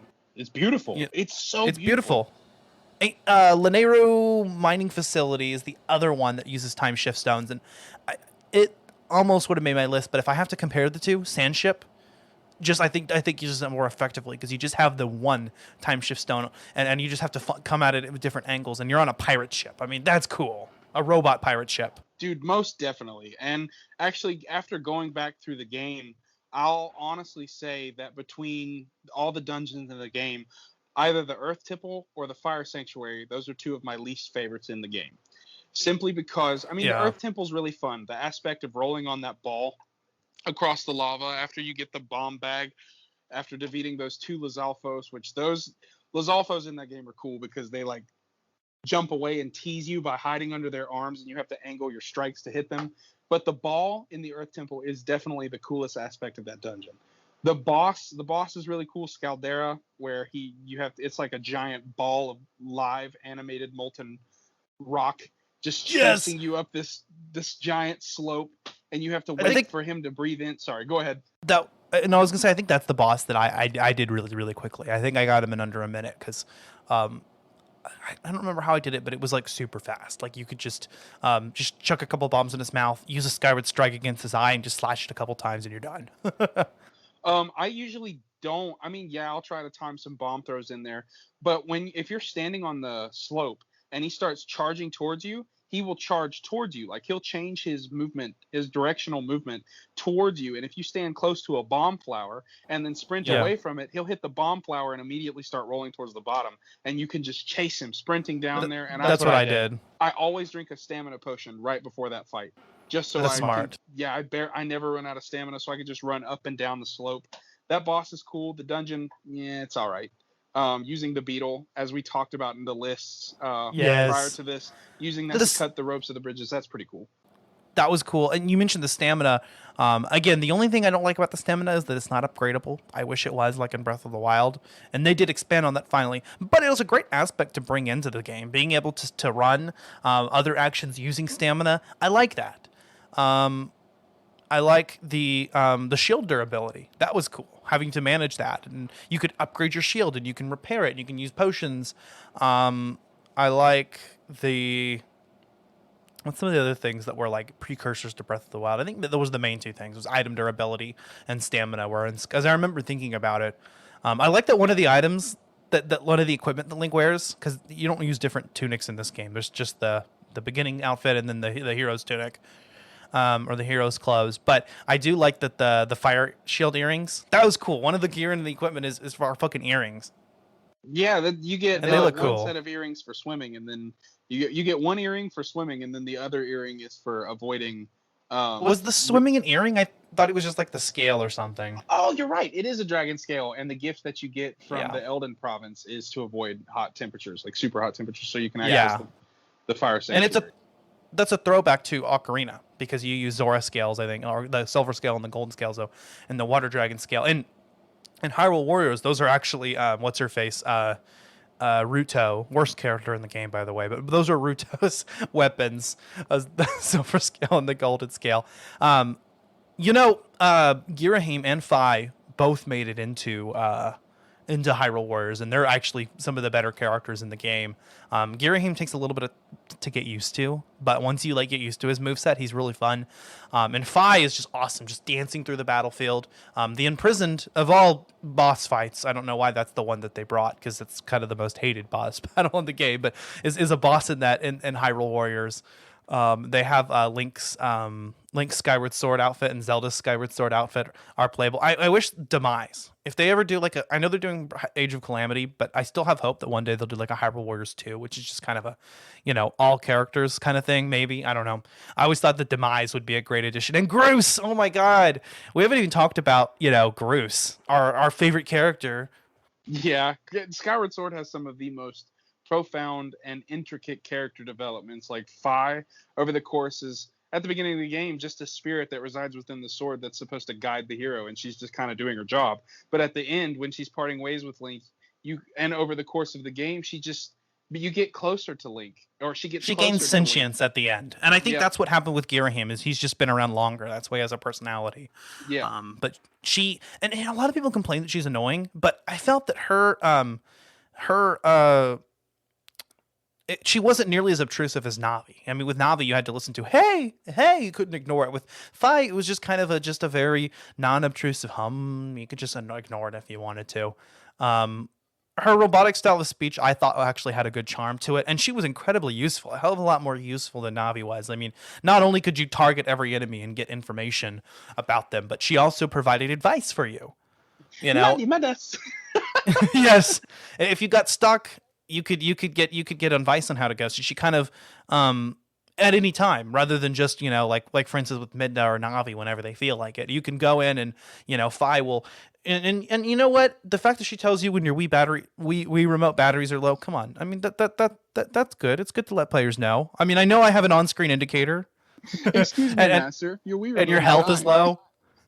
I like when she reminds you that your health is low, and then she tells you need to find hearts. Oh wait, no, you're in hero mode. Hearts are not going to appear.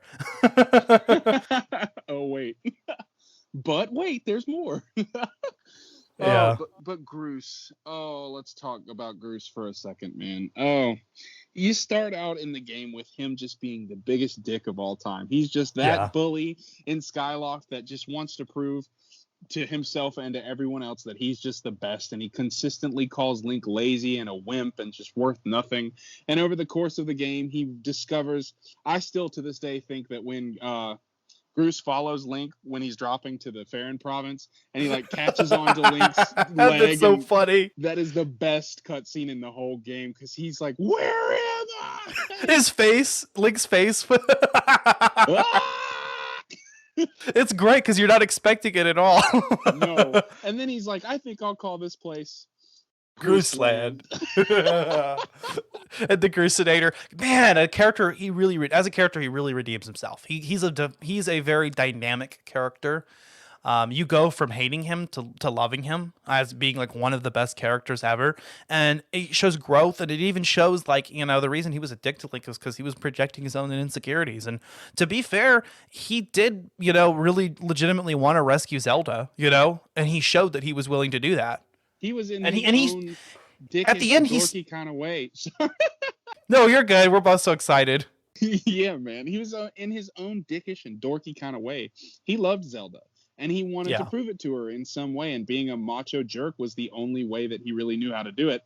But you see that throughout the game develop into a more passionate style of like friendship, because he sees how vital and important Link is, and he knows that Link is the only one that can save her, and he finally owns up to it. And he steps aside. That's what I was going to say. At the end, he steps aside and says, "You know what?" And he literally says it, because I remember finally like finishing off a playthrough that I had. I got to Skykeep, but I hadn't. I was just left there. The last time I picked up the game was like 2 years ago, and I got all the way to Skykeep again, but I didn't. Anyway, I finished it off this time, and then I started replaying the game as well and got up to the mining facility. I'm going off track, but I remember at that end segment, Girahim basically he tells Link, hey, like I understand, like you're the one that's got to save Zelda, and he steps aside and he doesn't, and that is some real character development right there, Mm-hmm. Going from being a bully and just an oppressing jerk who thinks he's better than everyone else to stepping aside for the person that you've hated on since the beginning, but you have to bite the bullet and know, okay, this man is going to save us all. And I need to accept that. I need to step aside, and I need to wait for this giant tree to just appear out of nowhere with a fruit of life on it. Yeah. But I guess we're kind of hitting up here. I mean, we're at like almost 45 minutes. Dude, under 30 minutes of my ass. Go forever. I do want to touch on just one more thing, and I'll be brief with it. But we talked about the Song of the Hero earlier. I love the journey that Link has to take to either get to and speak to or revive the 3 dragons so that he can learn the songs from them. And that is such a crucial and wonderful part of the story. Yeah. I mean, you have to make it to the top of the tree in Farron Woods to get to Farron Dragon so that she can tell you to go collect the little music notes. Collect my music notes and bring them to me. And then with the Elden Dragon, you have to go and get a tree or a fruit from the Tree of Life and or a seedling that these little robots are around, and you have to take it back to the sealed grounds, plant it in the ground in the past, and then come back to the present, get the fruit of life, bring it back to the Elden Dragon. He'll teach you. And then when you go to the Elden province, a volcanic eruption knocks you out of the sky. You get knocked out and abducted by bokoblins, and they take all of your stuff, and you have to sneak around, get all of your stuff back. And when you finally make it to the Elden Dragon, he teaches you the final portion. And now you've learned the Song of the Hero. You can unlock the path to Skykeep. And that is just one of the most monumental. And at first, it feels kind of like a momentum killer, but you realize you're about to face the final trial of the game. And the Silent Realms in themselves are amazing. And one of the hardest parts in the game is the We didn't even touch on that. But they were great. I love those as stealth segments, They were hard. Like I was freaked out the whole time. I was like, shit, these guys are going to get me. And I love it whenever like they're coming after you, and you're just running as fast as you possibly can. Yeah, I used to challenge myself, and I would step in the water on purpose. And I would, after I'd pick up a tear, I would purposely like reveal myself, and they would chase me. And I would get tears that were closer together, and I'd leave the farthest one out, all spread about, and I'd go collect one, then step in the water, and I'm like, all right, boys, it's game time. And I would let them all get behind me, and I would time it, and I would just sprint and get away from them. Because there's a little thing that you can do in the game. I'm getting off topic, and I'm almost done here. But right as they're coming up on you to hit you with a sword or like whatever they're about to hit you with, you can start sprinting. and it'll immediately make them miss every single time. Even if you're just running slowly and casually, if they start to swing at you, you can start sprinting and they'll miss you. And that was something I utilized. The silent realms are spectacular. The dungeons in this game are amazing. The 25th anniversary soundtrack that came with the game is something that I have shed multiple tears to. Oh, and this game was the first to actually use a real orchestra. Yes, sir. Instead of synthesized. Yeah. Yeah, that was awesome. And the soundtrack is beautiful. I love the Ballad of the Goddess, which, I'm sure is a reverse of Zelda's Lullaby. Yes, sir. That is awesome. It's one of my favorite Zelda tracks, actually, the Ballad of the Goddess. I really love it. I used to have, I had that Zelda 25th anniversary, and I think to this day it's still, it got moved into my iTunes library, and it's been in there for years, and now it's in my Apple Music library. Yeah, I still have the original Legend of Zelda CD. It's in my car. I don't know where the CD went to. I think I lost it, but nice. Yeah, it's spectacular. I'll listen to it because the Great Fairy Fountain theme is my favorite track on that CD, minus the opening track, which is kind of like a overview of the entire Zelda series that starts with a Spirit Tracks melody. Yeah. Oh, that's just another good one. Yeah, it's so good, man. Spirit Tracks is a great game. I've started playing it, and the music is fantastic. The controls suck, though. I'm not a huge fan of the DS controls, but no more getting off on topic. Dude, I'm so happy that we finally got to beat up Skyward Sword. It's such a good game. And I know it came out almost 10 years ago, but if you haven't played it, you should. 100%. It still holds up. It's a fantastic game, and I don't think anyone's going to be missed out. Again, we didn't mind how technically underpowered it was at the time because it was just such a fantastic game. It didn't matter. It was a fucking Zelda game. It didn't need this huge shit that these other games did. And yeah, it's a little bit more linear, but I mean, that never hurt The Last of Us or Uncharted, you know what I mean? This is just happens to be the more linear Zelda game that exists, and I think it excels exactly at what it does. Mm-hmm. In the real world, it doesn't matter necessarily how the game looks. How it plays, how it makes you feel, and how it impacts your life is the most important part. Because if you're going to take the time, like The Last of Us Part 2, we'll talk about that later on in the season, but The Last of Us Part 2 took me 28 hours just to get through the story, collecting as many collectibles as I could find, and it heavily impacted me. And yeah, a lot of people hate that game, but the way it made me feel and the fact that I enjoyed every second of playing it is everything that I look for in a video game. And Skyward Sword Nobody can take that away from you. Nobody can. And Skyward Sword has done that for every single time I start a file on Skyward Sword. Whether I'm at work or I'm on the road or I'm doing something in town, I can't wait to get home and dive back into my file. And that is something that will never change. I love that game. And I'm super happy that we got to dive into it because honestly, we could probably talk for a lot longer on. God, so many aspects we haven't even touched on, like the dowsing and. I hate the dowsing, but I hate it so much because I never. Thankfully, that's not really necessary. You pretty much know where to go, Yeah, the game is there's a little time, but after that, it's just kind of annoying, and it takes away from the potency of upgrading the Master Sword just because. That's the whole second blessing. You can just douse for 4 more items. Some of those are more useful though. Like I like being able to douse for like the goddess cubes and what was it? I think rupees and treasure. Hearts they offer in the first set. I remember the very first time that you start to get low on health, Vi will offer you the hearts as a dowsing target. Oh, true. Big facts. Cool. And gratitude crystals. I think that was the other one that you start dowsing for. Yeah. Another great side quest that I liked. The Batro side mission with the gratitude crystals. Yeah, that was really fun. I think there's 80 of them in the game. I only found all 80 of them once, and then I realized, I really just don't need that big of a wallet. And mainly when I play a Zelda game, my focus is getting all of the hearts and getting all of my items upgraded as much as I can. And everything else, I'll just do that. But yeah, man, it looks like we're probably going to have to wrap this up here. Yeah, guys. Well, we want to give a very big thank you for listening. Thank you. Oh. when you step out of Beetle's air shop. If you inspect even just one item and then you leave without buying anything, and you're already out the door, so I don't know why he does it, but he fucking drops you. That's so funny every time it happens to me. I love the noise he makes, man. It's just oh. It's so Hi. oh. Oh, that was perfect. Okay, so enough of our Beetle impressions, man. All right. Well, if you enjoyed this episode, please leave us a 5-star review on Apple Podcasts. Give us some feedback. Reach out to us on social media. We are on Twitter, Instagram, Facebook, trying to get more and more and more. What's the word? Just trying to do that a lot more. I don't know what I'm trying to say. Huh? Bird's the word. You could listen to Collateral Gaming on Apple Podcasts, Spotify, YouTube, Google Play, Pandora, Chill Lover Radio, wherever you get your podcasts, guys. We are going to be coming out with our season premiere on The Legend of Zelda Majora's Mask. That's what we're kind of running parallel to this episode. This should be the very last episode that's actually under the Season 2 banner. So we'll be opening up with that. Super, super, super excited to talk about it. Like I said, Majora's Mask is my favorite Zelda game, along with Breath of the Wild. You know who holds this game in great regard? Because I just remembered.